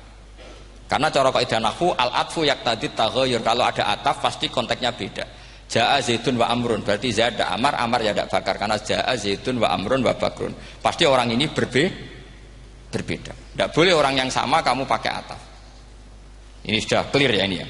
Kemudian cara pandang mereka ya beda. Ketika Rasulullah mengajak tauhid, itu ahli kitab tidak masalah. Memang harusnya Tuhan itu satu. Tidak masalah bagi ahli kitab. Problem bagi ahli kitab adalah Muhammad itu nabi. Itu kita nggak suka. Kalau Tuhan satu oke, tapi kalau Muhammad nabi tidak oke. Kita bisa jadi nabi, kata mereka, karena mereka merasa nasabnya sampai Ibrahim. Sementara zaman itu mereka sanksi Muhammad itu nasabnya konti, gak jelas. Ini penting kalau aturakan. Sehingga dalam konteks ini Allah menjawab ahli kitab dulu. Ini itu disebut Muhammad itu nasabnya jelas. Ini itu fihi ayatum bayinatum maqamu Ibrahim. Ini saya dengarin. Ibrahim itu jelas pernah ke Mekah. Bukti Ibrahim pernah ke Mekah adalah jejak kaki Ibrahim di makam apa? Makam mereka artinya buatan kuburan, buatan jejak kaki Ibrahim ketika bangun Ka'bah. Fihi ayatum bayinatum maqamu Ibrahim. Pun. Kalau Ibrahim pernah di Mekah artinya beliau pernah nikah di Mekah. Paling tidak punya dzurriyyah di Mekah. Jadi Ismail dibawa ke Mekah. Jelas ayatnya wa id yarfa'u Ibrahimul qawaida minal baiti. Wah Ismail ini dengarin ya. Sebab itu saking alimnya berjanji itu beliau tahu betul masalah utama Rasulullah Muhammad adalah disangsikan nasabnya. Sebab itu kitab berjanji pertama cerita setelah dia alhamdulillah macam-macam awalu ma'anab tadi saat terus dia bilang wa ba'du fa'akul huwa Muhammad bin Abdillah bin Abdil Muttalib. Saat terus ya wabah dua Muhammad bin Abdullah bin Abdul Muttalib wasmu Syaibatul Hamdi Humidat Fisaluhus Saniyah. Saat terus Ibnu Kusoyin, saat terus Sumiyah bi Kusoyin litakosi fi biladi kudoatal kosiyah. Karena dia tahu yang masalah bagi Rasulullah itu adalah masalah nasab bagi mereka loh, bagi mereka yang kafir. Terus beliau ngendikan ditutup wa adnanu bila roibin indadawil ulumin nasabiyah ila dhabihi Ismaila nisbatuhu wahmun. Jelas saya Adnan itu pasti puter cucu-cucunya Nabi Ismail. Karena orang Yahudi yang disoal Muhammad itu, kamu itu siapa? Kok tahu-tahu Nabi? Kamu orang Arab. Orang Arab itu tidak pernah ada Nabi. Yang Nabi itu normalnya orang Israel, yaitu turunan Yahudi, karena Yahuda bin Yakub bin Ishak bin Ibrahim. Akhirnya Allah membuktikan fihi ayatum bayinatum maqami. Bukti kalau Ibrahim pernah di Mekah adalah jejak kakinya di Mekah, itu dekat Ka'bah. Ini jawaban Allah yang tentang ahli kitab, karena sudah jelimet. Ada ilmu ansab, ada ilmu nasab, ada polemik kitab samawi. Kalau kafir Mekah ini goblok-goblok. Ketika Rasulullah pakai teori tauhid, orang kafir Mekah itu sangat gobloknya bilang gini, Muhammad, kita ini urusannya banyak, utang kita banyak, kasus saya banyak. Kok Tuhannya satu itu tidak cukup? Yaitu mereka mengatakan aja'alal alihata ilahau wahida inna hadza la syai'un ujab. Bagaimana Tuhan hanya satu? Urusan kita banyak, masalah kita banyak. Tuhan nggak boleh satu, harus banyak. Sejumlah urusan kita. Ada Tuhan BPKB, Tuhan macam-macam lah. Ada Tuhan kredit, Tuhan kas macam-macam lah. Kan? sesuai sebanyak urusan kita. Mereka tanya aja alal alihata ilahu wahida. Masa Tuhan satu? Inna hadza la syai'un ujab. Ini aneh. Tapi Rasulullah dengan sabarnya. Kalau yang seperti ini Allah menjelaskannya beda dengan yang pertama. Karena tadi orang kafir itu bisa min ahlil kitab, bisa wal musyrikin. Lam yakunil ladzina kafaru min ahlil kitab. Ada yang wal musyrikin. Semuanya ini tidak pernah munfakina hatta ta'tiyahumul bayyinah. Mereka tidak pernah tercerabut dari pikiran mereka, dari mainstream mereka sampai ada bayyinah. Bayyinah itu kejelasan kebenaran atau benar yang begitu jelas.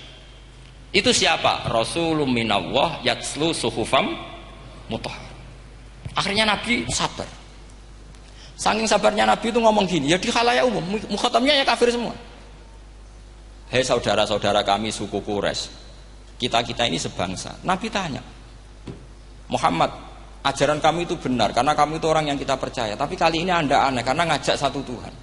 Itu tidak mungkin. Urusan kita banyak, satu Tuhan tidak mungkin. Tuhan harus banyak. Kita punya 3 aja kurang banyak kan, hanya punya Lata, Uzza, Hubal. Rasulullah dengan sabarnya ngendikan gini, hei kaumku, kalau kamu jadi pembantu, jadi buruh, senang mana punya majikan banyak sama majikan satu. Kalau majikannya banyak, itu perintahnya beda-beda, seleranya beda. Semua harus kamu lakoni, semua harus kamu taklui karena kamu harus nurut. Wah ya repot mat kalau di majikan banyak. Oh ngerepoti mesti. Rasulullah tinggal nimpali, Tuhan kamu itu majikan kamu. Kalau Tuhannya banyak, perintahnya ya banyak, seleranya beda-beda. Kamu bingung nggak? Wah ya bingung mat. Ya udahlah mat satu aja. Akhirnya mereka masuk Islam. Nah itu disebut Nabi itu fatona, punya kecerdasan artikulatif. Kalau menjelaskan itu masuk akal. Nah itu disebut dorobawahu matalar rojulan fihi syuraka'u mutasyakisuna wa rojulan salamal lirojul hal yastawiyani masalah alhamdulillah. Nah ini penting. Allah membuat satu perumpamaan bagaimana ada satu pembantu yang punya majikan banyak, yang berbeda-beda seleranya, berbeda-beda perintahnya. Dengan kalau hanya satu majikan, apakah sama? Mereka jawab tidak sama. Enak punya satu majikan. Begitulah Tuhan kamu, harusnya satu. Jadi artinya gini, kalau kamu ngaji ulumul Quran, kamu harus tahu ini khitab ke kafir. Kafir yang mana? Ahli kitab atau kafir yang musyrik? Nah sekarang tidak tahu lagi, pokoknya kafir. Makanya kalau orang berdebat dengan mereka itu tidak goblok meneh. Waduh. Makanya sama tidak usah ketularan goblok, sing pun sing goblok ora usah ditambahi mun kathah dan ini pun. Ya karena kita ngaji jelas Qur'annya kan lam yakunil ladzina kafaru itu masih ada min lil bayaniyah atau min lil bayanil jinsi. Kafaru itu sapa? Siji min ahlil kitab, 2 kafaru sing wal musyrikin. Dua-duanya tidak pernah munfakina hatta ta'tiyahumul bayinah. Mereka tidak akan tercerabut dari pikirannya sehingga ada bayinah. Bayinah itu siapa? Rasulun minallah yatslu sufam. Nah, ketika Nabi menjelaskan asal usul nasabnya bahwa Sayyid Adnan itu ila Ismail jelas putra Nabi Ibrahim, mereka terus baru iman karena ada fihi ayatum bayyinatum maqamun apa Ibrahim. Ya jadi saya kira demikian. Nanti kan akhirnya jam itu teman.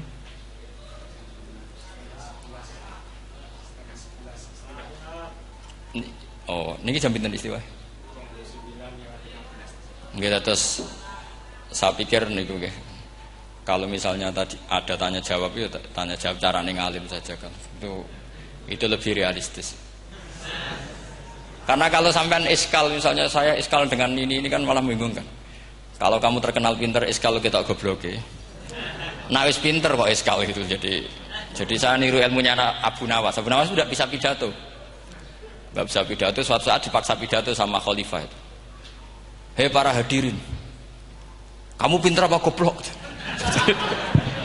Lah mereka pinter, mau ngandani wong pinter, terus pinter kok ngandani gitu. Akhirnya hadirin itu kan karena seneng sama Abu Nawas itu seneng.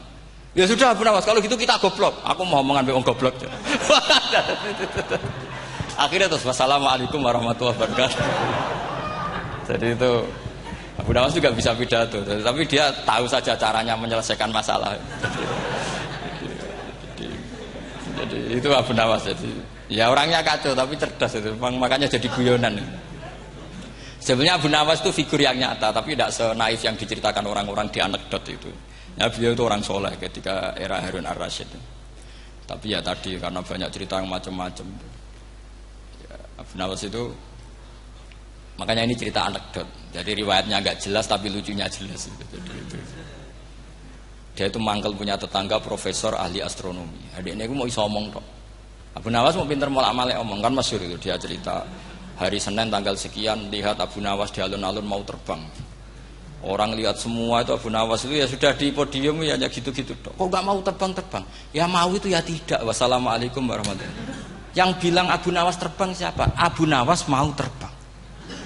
Yang namanya mau itu ya tidak.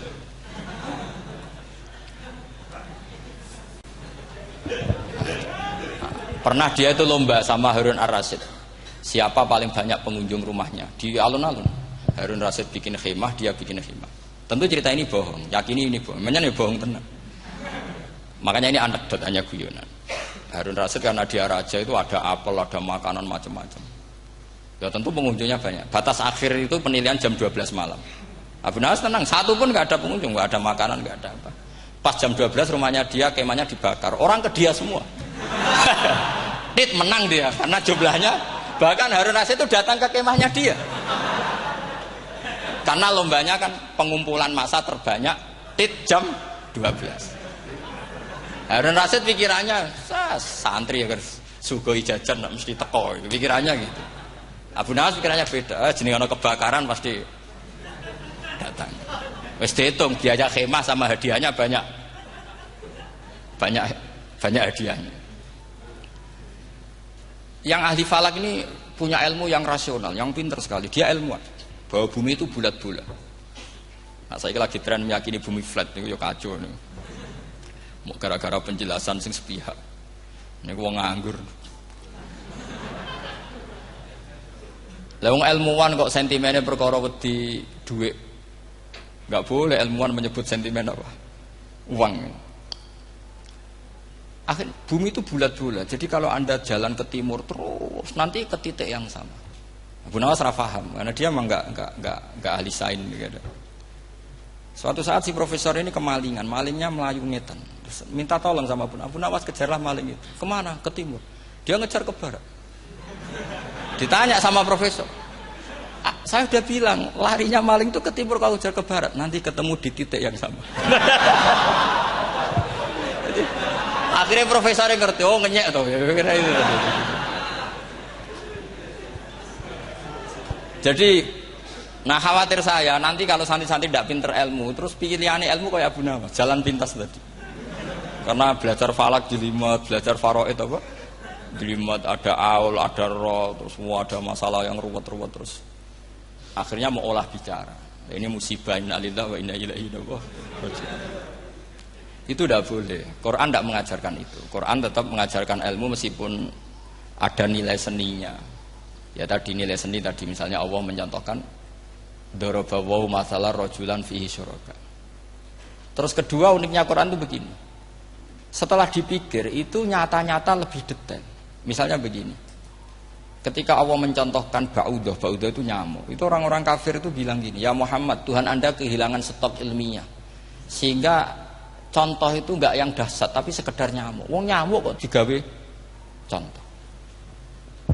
Mbok ya contoh itu dinosaurus, tak jerapah, tak apalah yang keren itu. Mosok contoh apa? Nyamuk. Terus Allah menjelaskan innallaha la yastahi ayyadriban apa?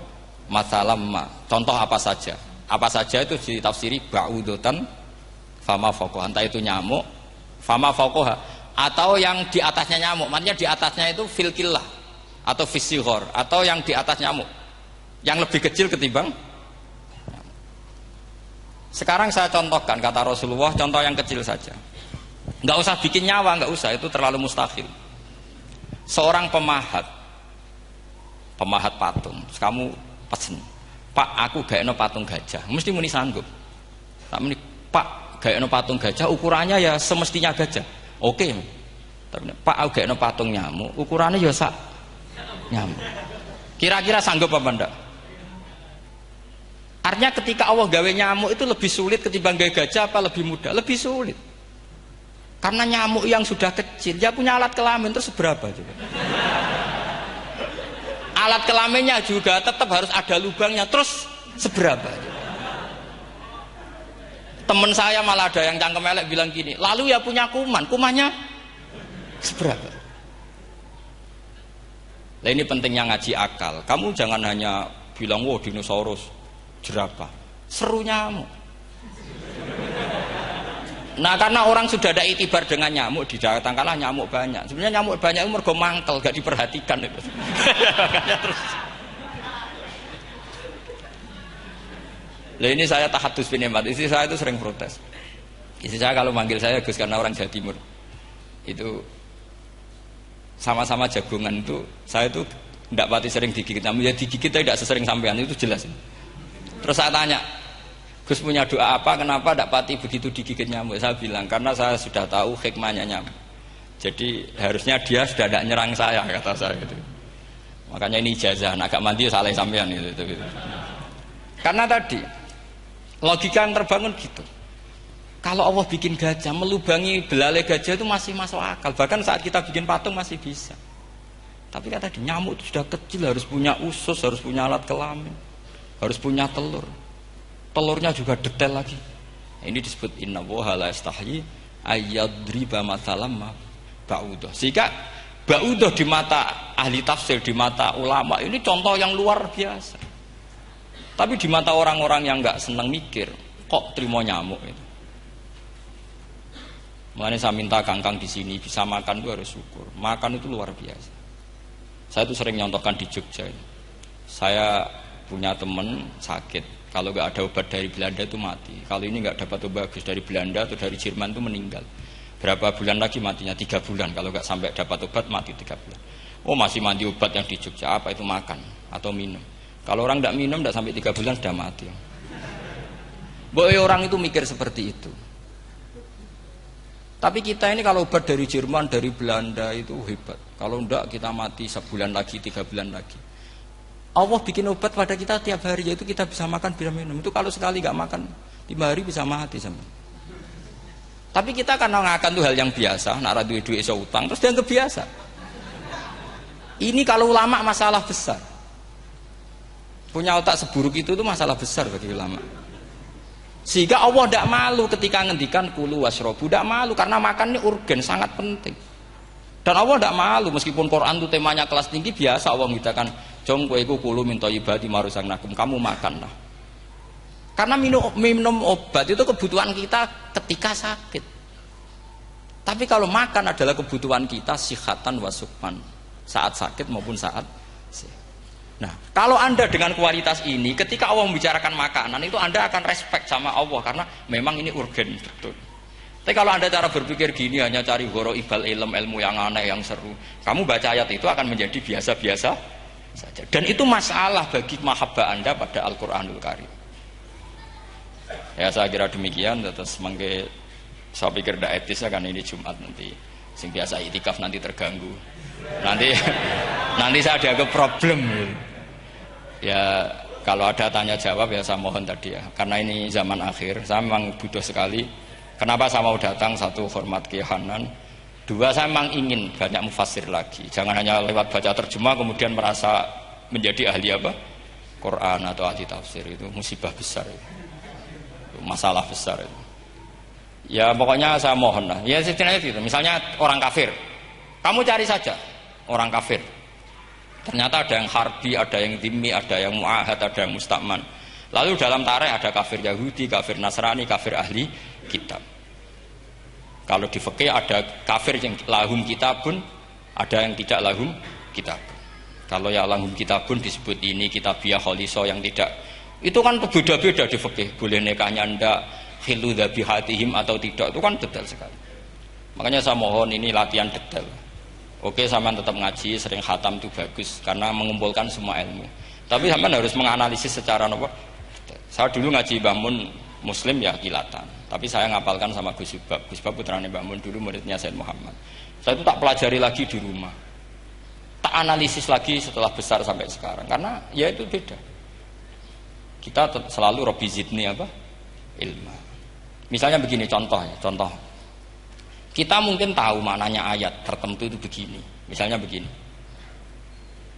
Faqula lahu qaulal layyinan la'allahu yatadzakkaru aw yakhsha. Musa dan Harun, jika kamu datang ke Fir'aun, maka kalau ngomong, kalau dakwah itu qaulal layyinan, dengan dakwah yang halus. Nggih, qaulal layyinan. Ini bagi yang ekstremis harus baca dialek ini. Ini kisah nyata yang diceritakan Habib Zain bin Semit ketika ngarang Al-Manhajus Sawi. Juga diulang-ulang di beberapa kitab. Suatu saat ada ustadz, corong Jawa Kemelinti, datang ke Harun Ar-Rasyid. Harun Ar-Rasyid ini Banil Abbas, termasuk zuriyahnya Abdullah bin Abbas. Karena Harun Ar-Rasyid sebagai khalifah tentu salahnya banyak, namanya pejabat pasti salahnya banyak. Meskipun kebaikannya juga banyak, tapi salahnya juga banyak. Kalau kita kan tidak pejabat, salahnya tidak banyak, tapi prestasinya juga tidak banyak. Ya kan, misalnya ada tamu Raja Salman, katanya hormat tamu wajib, kamu kan tidak bisa hormat. Karena dia juga tidak mau dihormati kita kan. Nah terus si ustadz tadi datang begini. Saya itu masih hafal teksnya. Ya Amirul Mukminin, inni nasihun lak famusyaddidun alaika fala tajidanna ala nafsika fi nafsika aliyya syai'an. Saya ini mau nasihati Anda, tapi saya maaf sekali karena nasihat saya ini kasar sekali. Musyaddid itu kasar, keras.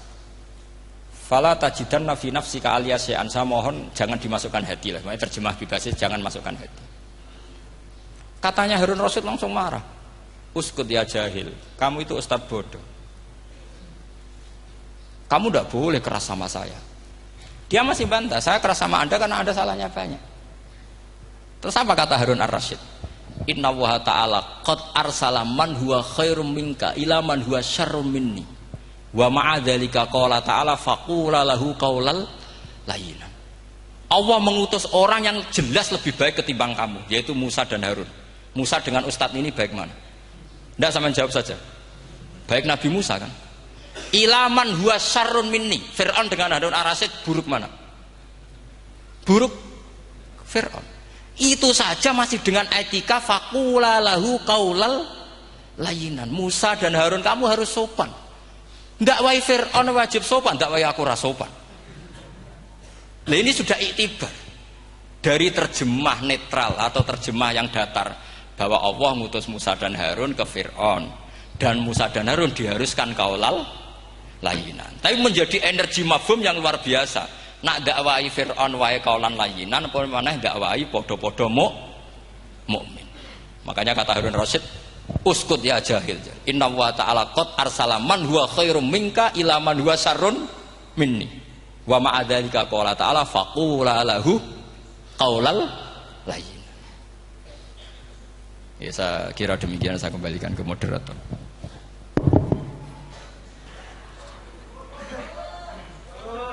Setengah jam Jumat. Ini Jumat setengah jam mawon ini pun mepet. Alhamdulillah penyampaian materi dari beliau telah selesai. Sangat menarik, gamblang dan sangat jelas sekali, sehingga mungkin tidak butuh untuk kesimpulan dari moderator. Jadi dialog ada waktu 30 menit. 30 menit kami buka 2 pertanyaan dulu mungkin. Yang dari depan ada mic, monggo diparingi. Niki Bapak Majroh niki. Satu orang satu pertanyaan Pak nggih.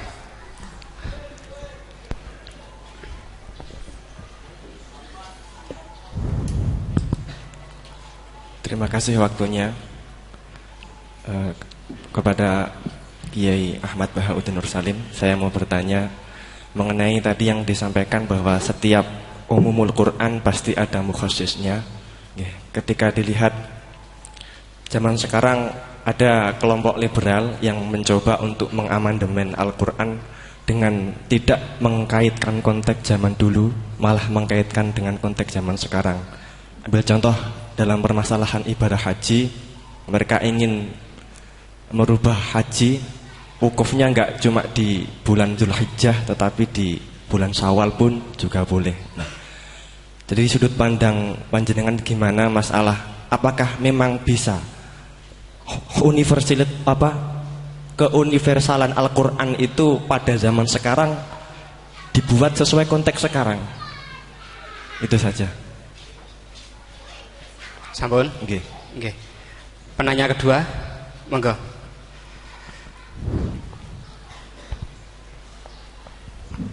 Assalamualaikum warahmatullahi wabarakatuh. Waalaikumsalam. Dumateng Yai, ini ada pertanyaan tentang penafsiran Al-Quran berdasarkan ilmu sains. Untuk abad sekarang kita mengenal teori ledakan besar yang sudah sangat populer. Namun walau demikian ilmu ini masih dalam bentuk zon yang wakilnya hakikatnya kita belum tahu dan belum yakin secara pasti. Namun teori ledakan besar ini kemudian disinkronkan dengan Al-Quran dengan penafsirannya bahwa ternyata di dalam Al-Quran itu sudah ada teori ledakan besar. Pertanyaan saya begini, menimbang ilmu teori ledakan besar ini adalah ilmu dzon, ini masih memungkinkan ilmu ini salah, sehingganya penafsiran terhadap Al-Quran ini menimbulkan kekhawatiran, yakni kalau ilmu ini sebenarnya salah kemudian disinkronkan dengan Al-Quran, nanti ada penyalahan dalam penafsiran. Namun sisi lain terdapat kebaikan, yakni ada banyak orang bicara bahwa Al-Quran turun sekian ratus tahun lalu ternyata di dalamnya memuat teori ledakan besar yang baru muncul abad modern ini. Dari penjelasan ini pripun monggo Yai tentang penafsiran berdasarkan ilmu yang masih dzon, yang belum hakikatan seperti ini, monggo. Oke. Sing pertama Pak Ulil, yang kedua Pak Anwar. Itu sudah sama-sama keren Pak ya. Nggih. Pak siswa. Pak Ulil apa Ulil? Ulil. Pak Ulil. Ulil apa? Ulil Absor. Sudah Ulil Absor sudah benar ya. Itu namanya sudah benar. Nggih. Yang kedua Anwar ya? Kedua Pak Anwar. Enggak, sudah gitu dulu. Cekap dua dulu. Sing pertama mungkin nek jenengan niki pertanyaan yang pertama, apakah keumuman Al-Qur'an bisa ditaksis sesuai konteks sekarang? Konteks sekarang kekinian niki. Niku pertanyaan yang pertama. Pertanyaan yang kedua, kejadian sains yang sesuai dengan sains, ilmu sains niku apa bisa juga dibenarkan ditafsirkan ke Al-Quran, mengingat ilmuwan-ilmuwan sains sekarang mengatakan bahwa Al-Quran itu banyak yang sesuai dengan sains akhir-akhir ini. Nah, seperti ledakan besar niku kalau diarahkan ke Al-Quran, apa memang sains itu sebenar-benarnya persis dengan Al-Quran atau masih ada kemungkinan nggak sama? Apa Al-Quran? Buatan apa belum? Tapi apa juz 30? Nggak betul. Enggak. Ya. Ini rileks saja ya. Memang saya ulang lagi. Memang syaratnya itu hafal Quran tadi.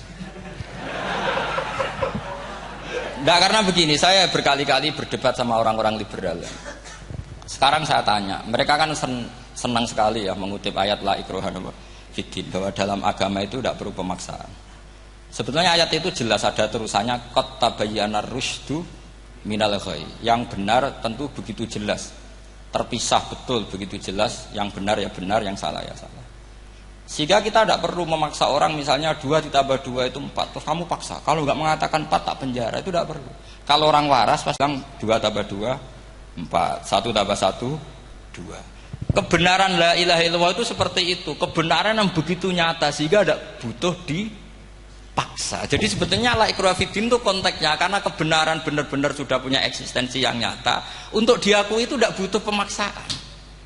Orang seluruh Indonesia kan bilang 1 tambah 1 itu 2. Nggak usah diintimidasi, nanti ditangkap Pak Gatot gitu. Ya tidak perlu. Makanya terusannya ayat. Lah repotnya sekarang santri-santri kalau pidato khitobiah di pondok-pondok ya diputus kayak orang liberal. La ikraha fiddin. Itu belum wakaf, masih qad tabayyana rusydu minal ghayy. Paham yang saya maksud ya? Sehingga kadang Nabi itu ngendikan secara ekstrim. Misalnya mangqala la ilaha illallah dakhalal jannah. Siapa yang meyakini la ilaha illallah nanti pasti masuk surga. Entah kapan pasti masuk surga. Kalau belum ya antri masih, tapi pasti lah. Terus Nabi sempat ngendikan itu hadis sahih, wa in zana wa in saraka, meskipun pernah punya masa lalu, zina itu fi'il madhi, pernah punya masa lalu, pernah zina, pernah maling. Itu sampai 3 kali sahabat protes. Tapi saya berkali-kali ngomong di ngaji di Jogja, di Bojonegoro, di rumah ngomong. Kebenaran yang absolut, kebenaran yang hakiki tidak bisa terganggu oleh perilaku sosial. Bukan masalah seakan-akan hadis ini membolehkan zina, itu tidak mungkin. Inna wa la ya'muru bil fahsya. Allah tidak akan nyuruh hal yang buruk. Tapi saya beri satu logika, satu analogi. Kalau rektor Al-Azhar kamu tanya, 1 tambah 1 berapa Pak Rektor? Pasti bilang 2. Kamu tanya Amrozi ya bilang 2. Kamu tanya Pak Ahok ya bilang 2. Kamu tanya Anies Baswedan ya bilang 2. Tanya Pak Nusron dijawab 2. Sama, semuanya jawab 2. Karena kebenaran hakiki pasti absolut. Sekarang misalnya gini, ada ronte dari dulu Doli misalnya. Kamu tanya, Mbak, 1 tambah 1 itu berapa? Pasti bilang 2. Jangan kamu mentang-mentang imam masjid. Saya tak jawab 3, saya kan imam masjid. Masa sama dengan lonte? Tidak bisa, kebenaran absolut itu pasti sama. Mbok rektor Al-Azhar sama siapapun ya jawabnya sama. Paham yang saya maksud? Sebab itu kadang Nabi ngendikan wa'in itu la ilaha illallah itu kebenaran absolut, lebih absolut dibanding 1 ditambah 1 2. Sehingga kebenaran absolut la ilaha illallah itu nggak bisa terganggu oleh apapun. Paham ya maksud? Nah itu maksud qad tabayyana rusdu minal. Kita tanya rival politik. Pak Jokowi kamu tanya 1 apa 1 ya 2. Pak Prabowo ya bilang 2. Bukan karena rival politik. Tadi Pak Jokowi jawab berapa? 2. Ya udahlah 4. Tidak ada seperti itu. Itu disebut qad tabayyana rusdu. Nah kembali ke ide tadi, ide bahwa wukuf boleh di mana saja, terus boleh tidak syawal, itu udah ide. Sebenarnya sampean mikir saja itu sudah kriminal. Berarti sampean ngapalkan pikiran salah ya. Karena kalau kita diskusikan itu lucu sekali, karena ya itu sudah begini loh kaidah khilaf itu. Saya kasih tahu. Walaysa kullu khilafin jaa mu'tabara illa khilafal ladzi hadzum minan nadhari. Tidak semua khilaf itu dianggap satu khilaf, satu perbedaan pendapat kalau kualitasnya enggak sama-sama mutu. Kalau yang satu enggak mutu itu enggak dianggap khilaf, enggak level. Itu tadi misalnya Imam Ghazali ngendikan begini, qala al-Ghazali gini-gini. Pasti saingannya ya qala Nawawi atau qala Al-Qurtubi atau qala siapalah. Jangan qala al-Ghazali terus kamu saingi menurut ustadz dari Solo, dari Jogja, wah ya udah level masa Imam Ghazali disaingi. Itu ya aturannya seperti itu. Ini jelas. Rasulullah sendiri yang ngendikan al-hajju Arafah, bahwa syarat sahnya haji adalah wukuf, dan Nabi menyebut Arafah.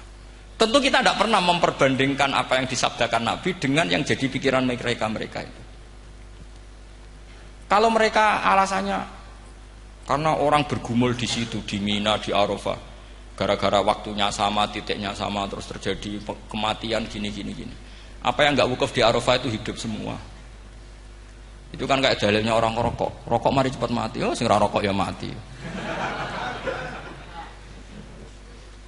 Orang-orang jil juga mati. Orang-orang liberal yang pikirannya katanya ingin menyelamatkan kehidupan juga pada akhirnya mereka mati. Mendingan mati di Arafah, keren di tanah suci. Bodoh usah begitu. Sebenarnya begini loh. Mereka itu menjadi salah karena nggak mau ngaji fikih secara serius. Saya itu memang menyesal sekali ya. Kenapa sih orang wukuf itu kok dungani suwira barbar itu memang sakiliane. Boe dongo iku yakin pangeran apian sediluk wis tetep dituruti. Gitu aja gak usah lama-lama. Ya kata hikam kan gitu. Ngelingno pangeran udah suwi-suwi, sing perlu dielingno sing iso lali. Pangeran iso lali kok amen mbok elingno wae kan gitu cara madzhab hikam. Makanya kata madzhab hikam kan gitu. Wa inna ma yunabbahu man yajuzu alaihil ikhfal. Yang boleh diingatkan yang mungkin lupa. Tapi kalau masih ingat ya sudah tidak usah diingatkan lagi. Doa itu sekali saja.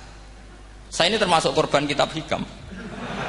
Loh, saya itu berkali-kali ke Mekah. Itu saya kalau dongo itu pertama di Multazam berdoa.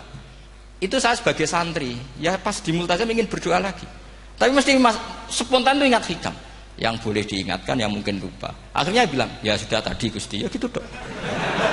Di putaran ketiga bilang, tadi loh Gusti, gitu terus. Karena memang saya malu mengingatkan zat yang nggak mungkin lupa. Tapi sampean jangan ikut saya, ini kriminal.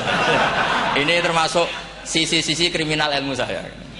Tapi ilmunya ada, sampean cari di hikam. Wa inna ma yunabbahu man yajuzu alihil ikhfal. Yang boleh diingatkan, yang berpotensi lupa. Mungkin Anda punya dalih, wah aku donga mau nunjukno butuh Gus, tapi ra kepen disembadani. Ya alhamdulillah nek ngono. Tapi tak pikir makom sampean tidak seperti itu, tetap kepengen disembadani.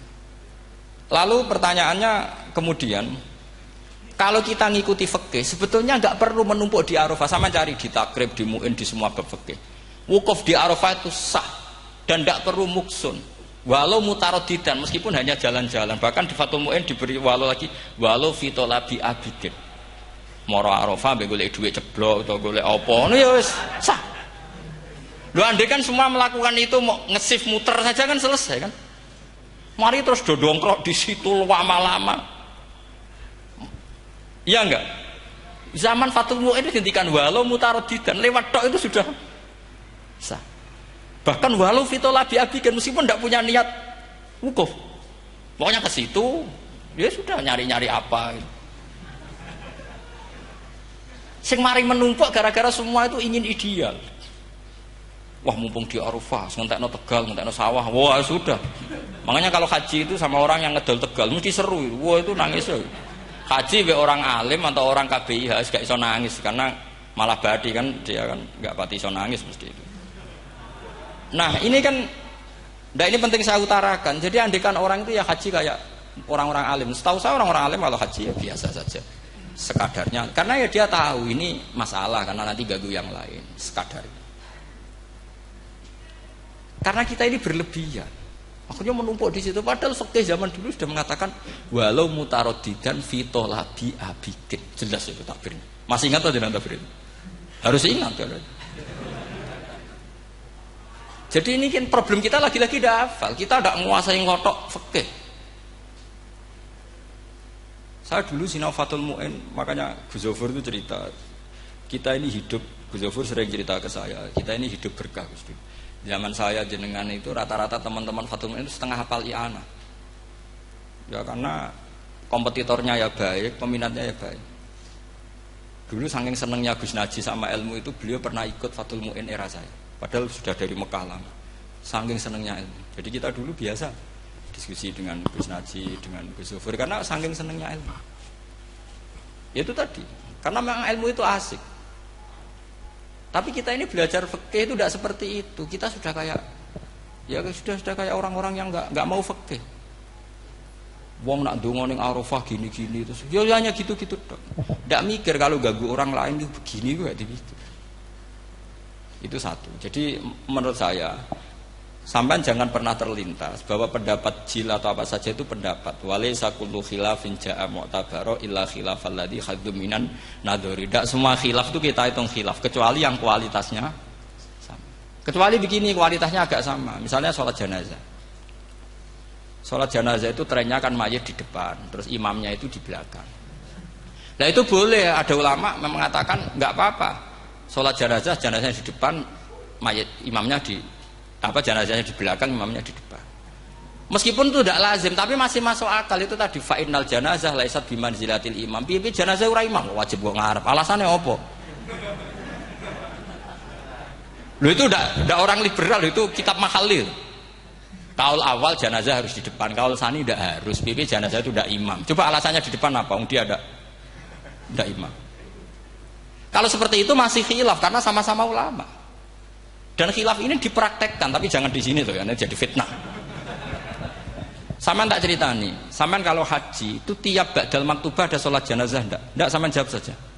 Yang pernah haji, tiap maktubah kan ada sholat jenazah. Itu jenazahnya di depan apa di kamar mayat? Itu bukan goib loh, orangnya masih belum dikubur. Enggak, saman jawab saja. Di kamar mayat, tidak semuanya dibawa ke depan. Artinya ada konteks tertentu, mungkin kauliku yono gunane dalam konteks Mekah karena orangnya banyak sibuk, Ora kober gawa napa? Jenazah. Tapi nak dalam konteks teng Indonesia ya suul adab. Wong keren pisan kok ngarepe kok ora oleh gitu. Jadi maksud. Ya kalau kiai kan biasa kok ngarep keren. Misalnya jenazah wong awam kesempatan sak ngarepe kiai ya pas mati kowe kok ora oleh gitu. Jadi cara kula itu kan. Iya misalnya ana wong awam goblok mati. Jenazah dak kok nguri. Dadi yo ape dadi ngarepe kiai pisan kok ora oleh gitu loh. Jadi merasa itu. Tapi kalau kamu mengatakan ini fardhu ain, kalau enggak di depan enggak salah, alasan Anda apa? Ini itu udah imam. Yang wajib di depan kita ini kalau imam. Nah seperti itu khilaf. Ini cerita khilaf.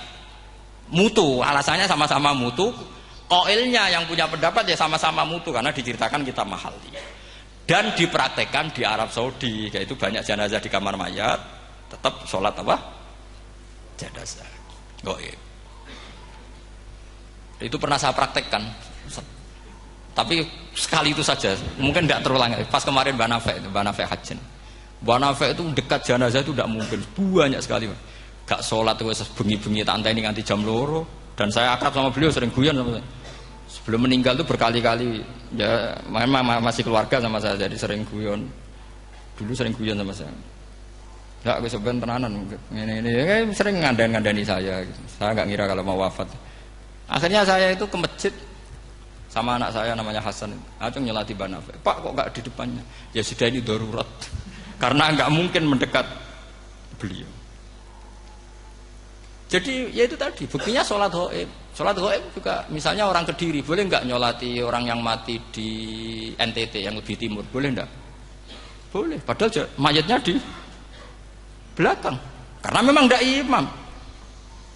Lah kalau seperti itu khilaf, ini cerita kalau seperti itu khilaf, meskipun agak-agak kontroversi tapi kualitasnya masih waras lah, masih bagus.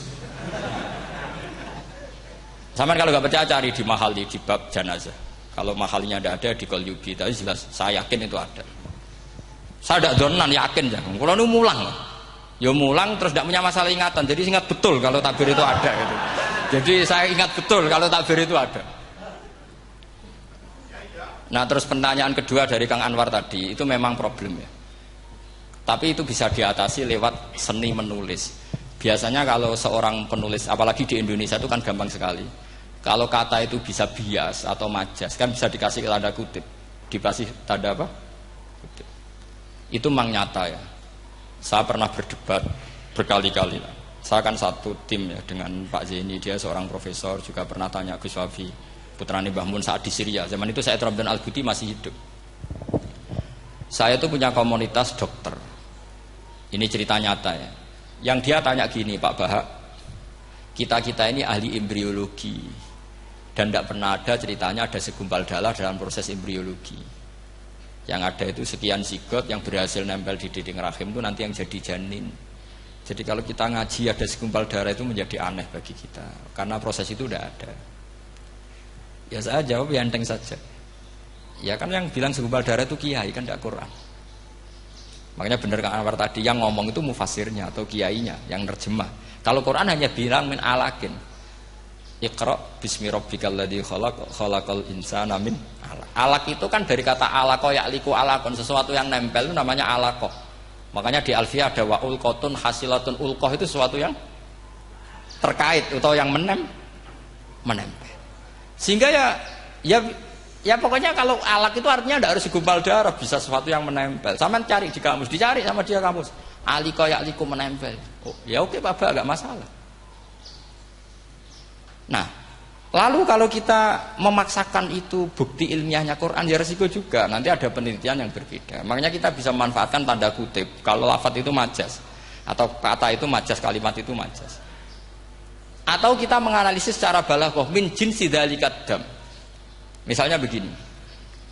Saya kalau sedang benci Anda, saya akan bilang kamu itu membawa WC. Wong tak melete gawa WC ngalor ngidul. Karena di perut kita memang ada kotoran. Berarti kita ini WC yang melaku ngalor ngidul. Oke, itu saat kita benci manusia. Coba sampean lihat di kitab tasawuf. Faqih fatatakabbar wa anta kanafun minal aknam kan disebut. Kamu kok sombong kowe iku WC mlaku. Tapi nanti kalau kamu ngaji di alam rohani, kamu disebut laqad khalaqnal insana fi ahsani taqwim. Artinya bisa saja alakin ini benar-benar maknanya segumpal darah. Tapi dalam konteks manusia, jenis kamu adalah jenis segumpal darah. Bukan dalam proses embriologi mengalami segumpal darah. Kita masih bisa berkelit. Asal kamu ilmunya banyak, hafalaman banyak, tetap bisa berkelit. Problemnya kadang kita tidak punya ilmu. Loh ya ini kisah nyata ya. Jadi kemarin entah tanggal berapa saya lupa, itu kan Kemenak datang ke Yai, ke Mbah Mun, ke Gus Yofur. Di antara usul saya seperti itu, mbok terjemah Kemenak, kalau yang terkait sain itu dikasih bahasa yang bias, karena nanti kalau tidak bias, ini nanti ada penelitian kelihatan Quran dianggap loh ya, dianggap salah. Sebenarnya salah yang terjemah. Atau kita yakin sesuai ilmiah ternyata suatu saat ada penemuan yang berbeda. Kita bisa manfaatkan tadi seni menulis tadi, misalnya tanda kutip atau dipakai kata bias. Ya misalnya begini, contoh paling gampang tadi, misalnya kita bangga misalnya Quran terbukti benar ketika mengatakan wa ja'ala bainahuma barzakha wa hijra mahjura, antara air tawar dan air laut itu ada pemisah. Kita mungkin ya setuju nyari-nyari ayat tentang Big Bang, tentang apa ledakan yang dahsyat. Tapi apapun itu teori itu bisa iya bisa tidak. Nah itu kita bisa manfaatkan tanda kutip. Atau seni pakai lughat. Saya beri contoh seni lughat begini. Keyakinan santri yang di sini, yang di kewagian sini, makhluk itu yang terkenal kan 3, manusia, jin, terus setan. Sudah kan 3 itu. Keyakinan sampean manusia dengan jin sama apa enggak? Beda kan, katanya beda. Terus jin dengan setan itu beda apa sama? Enggak, sampean jawab. Beda, rata-rata santri fikih bilang beda, karena jin itu bisa mukallaf, bisa sholat, bisa enggak. Kalau setan pasti enggak sholat. Tapi pecinta orang sholat dia, kalau orang sholat datang, penggemar dia, mau ganggu gitu. Nah sekarang pertanyaannya gini, lalu ketika para ulama mengatakan jin dan malaikat itu beda, jin dengan setan beda, tapi di Quran itu ada loh ayat fasajadu illa iblis kana minal jinni fafasaqa an amri rabbi. Jelas ayatnya di surat Isra kalau nggak salah tuh, kana minal jin, karena ono sopo iblis iku minal jinni. Padahal tadi ada yakin iblis dan jin itu tidak sekategori, tapi ayat itu karena minal jin. Caranya gimana? Gampang, sama cari di tafsir Baghawi atau tafsir Ibnu Katsir. Caranya adalah dianalisis secara lughat. Sesuatu yang enggak kelihatan atau yang gelap disebut jannah. Misalnya malam, kata Quran apa? Falamma janna alaihi lailu ra'a kaukaba. Karena malam itu gelap disebut jannah. Orang yang gila karena masturul akli disebut majnun. Karena madatul kalimah sama-sama jinnun. Madatul kalimah kan sama kan? Jim nun musyaddad berarti jim nun. Saya ulang lagi ya. Kalau malam disebut falamma janna alaihi lailu. Kalau orang masturul akli disebut majnun. Orang dalam kandungan disebut janin. Kullu dzalika yusamma bidzalik li'annahu mastur. Semua dinamakan itu karena mastur tidak kelihatan. Nah, sekarang sampai tanya, iblis itu kelihatan apa enggak? Enggak. Berarti kalau kana ana sapa iblis minal jinni setengah barang sing ora ketok. Kecumanane minal jinni kelompok jin. Nanti kamu masalah dengan kiai Anda meyakini, "Lho jin kok iblis?" Beda. Jin iku iso ngaji. Ya gampang saja, kalau jin yang sakolen ya jin yang bisa Islam bisa kafir. Tapi kalau kata jin yang dalam ilah iblis, karena minal jinni ay minal masturin. Faham yang saya maksud? Tetap bisa ada solusinya.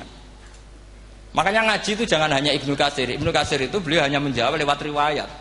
Beliau jarang bermain di lafaz. Tapi kalau sampean ngaji kayak tafsir Baghawi, kayak tafsir apa itu, subhanallah, ya Baghawi terus Bedawi, itu nganalisisnya sering pakai lafaz dan itu menjadi mudah. Misalnya lagi begini, sholat kita ini ya sholat yang muftatahatun bitakbir, muftatamatun bitaslim. Tapi kita secara lughat jelas as-sholat lughatan ad-du'a. Dan ada lafaz di Quran yang nggak mungkin kita maknani sholat itu dengan makna sholat yang mustalah alaihim tal fuqaha, yaitu di ayat khud min amwalihim shadaqatan tutahhiruhum wa tuzakkihim biha wa sholli alaihim inna sholataka sakanul lahum. Muhammad, kalau ada orang zakat ke kamu, sholli alaihim, kamu harus mensolati mereka. Wong cek urip kok sholati. Pasti maknane sholli ai ud'ulahum, kamu mendoakan. Terus inna sholataka sakanul lahum ai du'auka sakanul lahum, doa kamu membuat mereka tenang. Paham sih kalau maksud? Lagi-lagi kita, kalau Anda janggal secara ilmiah, ya sama seperti misalnya katanya bumi menurut Quran itu diciptakan dalam masa 6 hari. Padahal menurut teori Big Bang sekian juta tahun. Lu yaumin itu maknanya tidak harus 24 jam. Kullahinin bisa disebut kullah yaumin. Buktinya ayat yas'aluhu man fis samawati wal ard kulla yaumin huwa fi sya'an. Apa Allah memutus sesuatu nunggu 24 jam? Kullahinin wa kulla waqtin huwa fi sya'an. Makanya di terjemahan UII termasuk saya usul fi sittati ayam itu dalam 6 masa. Karena kalau orang bilang hari asumsinya itu 24 jam kali 6. Itu masih bisa, masih meskipun mungkin seperti itu, tapi ya mungkin tidak. Tapi kita masih bisa bermain kata gini, ku dinetralisir. Yaum maknanya khin. Napa maknanya napa? Khin. Kayak di apa? Yas'aluhu man fis samawati wal ardi kulla yaumin huwa fisa. Kayak di ayat lagi, limanil mulkul yaum. Allah tanya itu ketika di akhirat apa di dunia? Tidak, sama jawab. Di akhirat. Ketika nanti di akhirat Allah tanya, liman iku kedue sapa al mulku te kerajaan al yauma. Limanil mulkul yaum lillahil wahidil. Fa inna fil akhirah laisa hunaka yaumun wala hunaka sa'a wala hunaka misalnya arbaun wa isruna sa. Di akhirat tidak ada 24 jam. Istilahnya Allah ya limanil mulkul yaum. Paham sih kalau maksud? Jadi lagi-lagi syaratnya hafal tadi. Nah, jadi artinya lafadz yaum dipakai di Quran berapa kali? Konteksnya apa saja? Ya saya kira demikian. Mungkin kita anggap cekap ya karena tadi apa? Ini Jumatan terus tak pikir tanya itu ya saya yang tanya itu karena itu tadi. Ya nggak apa-apa kalau masih ada yang tanya. Tapi saya pikir ya itu tadilah yang saya utarakan saya kira cukup. Kalau ingin alim memang syaratnya harus hafal banyak terus ya kalau ndak ya itu tadi harus orang sudah tidak ada semua terus tinggal kita yang hidup itu pasti kita alim sendiri itu ya pilihannya hanya itu. Tapi kalau ingin kompetisi masih gampang lah, di Kediri banyak orang alim, di Rembang banyak kan bisa. Cara Imam Bukhari al-luqi wal muasyarah bisa sering ketemu lewat ngaji kilatan atau ngaji karena kiai banyak. Ada yang kiai fanatik khatam kilatan di sarang ya banyak kados Gus Said itu ngaji butuh khatam itu barokah kan pernah mendengar sekian. Ada kiai yang senangannya yang penting faham, ada kiai yang kebetulan nasibnya baik ya faham ya khatam. Itu ada santri macam-macam yang penting khatam ya, ono sing penting faham, ono sing penting ya penting untuk barokah. Repot aja gitu, repot es. Tapi yang penting itu saya mohon lah, kalau orang lain tahu Quran lewat terjemah, kita kalau bisa jangan. Kita ini ngaji Jalalain, ngaji tafsir Sawi, ngaji macam-macam. Saya itu kalau sinau tafsir itu tak ulang-ulang. Saya itu sampai lupa khatam Jalalain berapa kali itu sampai lupa. Karena itu tadi, setiap saya baca pasti nanti analisisnya beda. Tadi misalnya u'budu rabbakum. Kalau dalam konteks orang kafir jelas wahidu rabbakum karena mereka masih melakukan isyrak. Tapi kalau orang Islam dibilang cong kamu ibadah, dawimu alal ibadah karena sudah Islam. Itu Imam Suyuti tidak konsisten. Tidak konsistennya karena beliau orang alim. Ya Yuhannas kadang ditafsiri ahla Makkah. Memang saat itu konteksnya Makkah. Tapi dalam konteks Islam tentu wama arsalnaka illa kafatal lidasi basyira wa nadhira. Itu kan ulama. Kalau ingat asbabun nuzul ya Yuhannas jelas ahla Makkah. Tapi kalau ingat umumul Quran nas ya kullan nas, bukan harus ahla Makkah. Makanya ada fi tafsirin qala ahla Makkah, wa fi tafsirin akhar dia bilang ayyan nas. Ini yang mengulang-ulang akan paham karena konteksnya apa? Beda. Lagi-lagi ya tadi harus hafal. Ayuhan nas dipakai Quran berapa kali? Konteksnya apa saja? Makanya Ibnu Abbas ketika ditanya bagaimana perbedaan ayat Makkiyah dan Madaniyah, beliau enteng jawab, biasanya kalau surat Makkiyah dimulai ya ayuhan nas karena mereka zaman itu masih kafir belum berstatus mukmin. Kalau di Madinah rata-rata khitab sudah ya ayyuhalladzina amanu karena di Madinah mayoritas sudah mukmin. Tetap memanfaatkan proses dialek dan itu mudah. Memang kalau kita neliti terus mudah.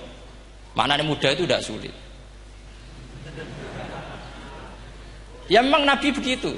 Loh, sampean kalau hafal hadis nanti akan ngomong seperti saya. Lho itu otomatis. Misalnya begini, Nabi itu ditanya, "Ya Rasulullah, dulani ala amalin gini-gini," terus terakhir dia ya yudkhilunil jannah, yang bisa masukkan saya ke surga. Nabi jawabnya itu, "Inna dzalika yasir." Iku gampang. Tapi terusannya yang enggak nguati, "Alaman yassarahu." Oh, iku gampang, Cung, bagi wong sing digampangno pangeran. Ora kok Nabi, "Wah, ini sulit. Enggak semua orang masuk surga." Nabi jawabnya, "Inna dzalika yasir." Itu gampang. Tapi terusannya alaman yassarahu. Iya, mengen Quran adatnya ya gitu. Inna dzalika 'ala Allahi yasir. Ya itu gampang. Bukan berarti kita nyepelekno, ndak, memang ya itu tadi. Sesuatu sulit itu kalau kita tidak tahu rumusnya, sebenarnya kita tahu, cuma tidak mau. Sampean tahu kalau rumusnya ingin alim tafsir harus hafal Quran, hafal hadis, pernah ngaji etkon, ngaji ini, tahu, tapi kan nggak mau. Akhirnya mau takut tok, carane ngalim piye, Gus? Aslinya ngerti, nak carane iku ngerti. Geleme sing ra. Nah, itu kan gitu. Ini kebetulan kenyek kan ngomong fakta on biasa mawon, betul. Ya seperti kamu mau ke Jakarta kan jauh, tapi tetap gampang. Caranya beli tiket gini-gini ya kan gampang. Ya kalau ingin alim tafsir, 1 hafal Quran, 2 minimal setengah hafal Jalalain. Nanti kalau Jalalain janggal, kamu ngaji Sawi, karena banyak juga Jalalain yang diprotes sama Imam Sawi, dikritik. Itu kan wajar ya, sarah itu hanya membenarkan yang di matan ada masalah. Takrib kurang barokah, ya ada beberapa yang dibenarkan sarah. Kayak takrib ngendikan mabit bimina sunat apa wajib, kalau di kitab Fathul Qorib sunat, di sarah dibenarkan, kalau yang benar itu wajib. Takrib bilang sholat jamaah itu sunat muakkadah, di sarah dibenarkan itu fardu kifayah. Ya sama di Jalalain kadang ada masalah seperti itu. Imam Suyuti meyakini satu hal, sama sarah dibenarkan. Makanya ya Jalalain ya Sawi. Nanti setelah itu khatam semua, belajar tafsir Baghawi. Nanti kan alim sendiri. Apalagi di desa kamu tidak ada orang alim, wah hebat. Kak, kamu jangan hidup di sarang, di Lirboyo, di daerah-daerah, jangan hidup di Kuwagen, nyari daerah yang aman. Aman dari kontrol maksudnya. Tapi yang jelas itu jawab dulu mudah. Kalau kamu menjawab sulit, kualat neraka sama. Iya, bagaimanapun Quran disifati Allah walaqad yassarnal Qur'ana lidzikri fahal mim mudzakir. Makanya saya tadi ngomong, kalau Anda hafal seperti saya, pasti cara ngomong kayak saya. Kita mau ngomong Quran sulit tidak mungkin. Kita ini ingat kalau Allah mensifati Quran walaqad yassarnal Qur'ana. Fakaifa wasafahu wa bil yusri wa anta taqulu bil usri. Bagaimana Allah mengatakan yusrun kemudian Anda mengatakan usr. Neraka sama bantah pangeran. Atau gini, kalau terpaksa muni sulit Gus, tapi sementara ini pokoknya tambahi gitu lah, nanti ya masih sulit, tapi ya bisa saja tidak sulit. Karena tadi bukti kalau Quran mudah, orang kafir ketika dibacakan yang nangis banyak. Raja Najasyi sebelum Islam dibacakan surat oleh Ja'far bin Abi Thalib nangis. Inna hadza wa manazala ala Musa lamin miskatin wahidah. Ini dengan Taurat pasti dari pintu yang sama, dari nur yang sama. Miskat itu nur. Faham nangis sampai wa idza sami'u. Sami'u itu belum Islam loh ketika itu. Wa idza sami'u ma unzila ilar rasuli tara a'yunahum tafidu minad dam'i mimma arafu minal haq lagi yaquluna rabbana amanna.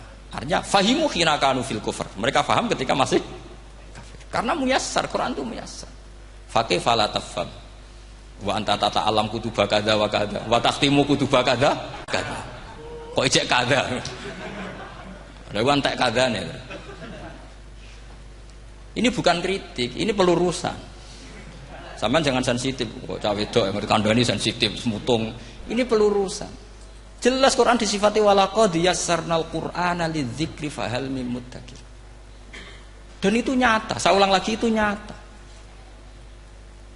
Sampai yang saya ceritakan di makalah ini ada orang Bedui, ada seorang khotib khutbah, fawarabbis sama'i wal ardi innahu lahaqqum mitsama annakum tantiqun.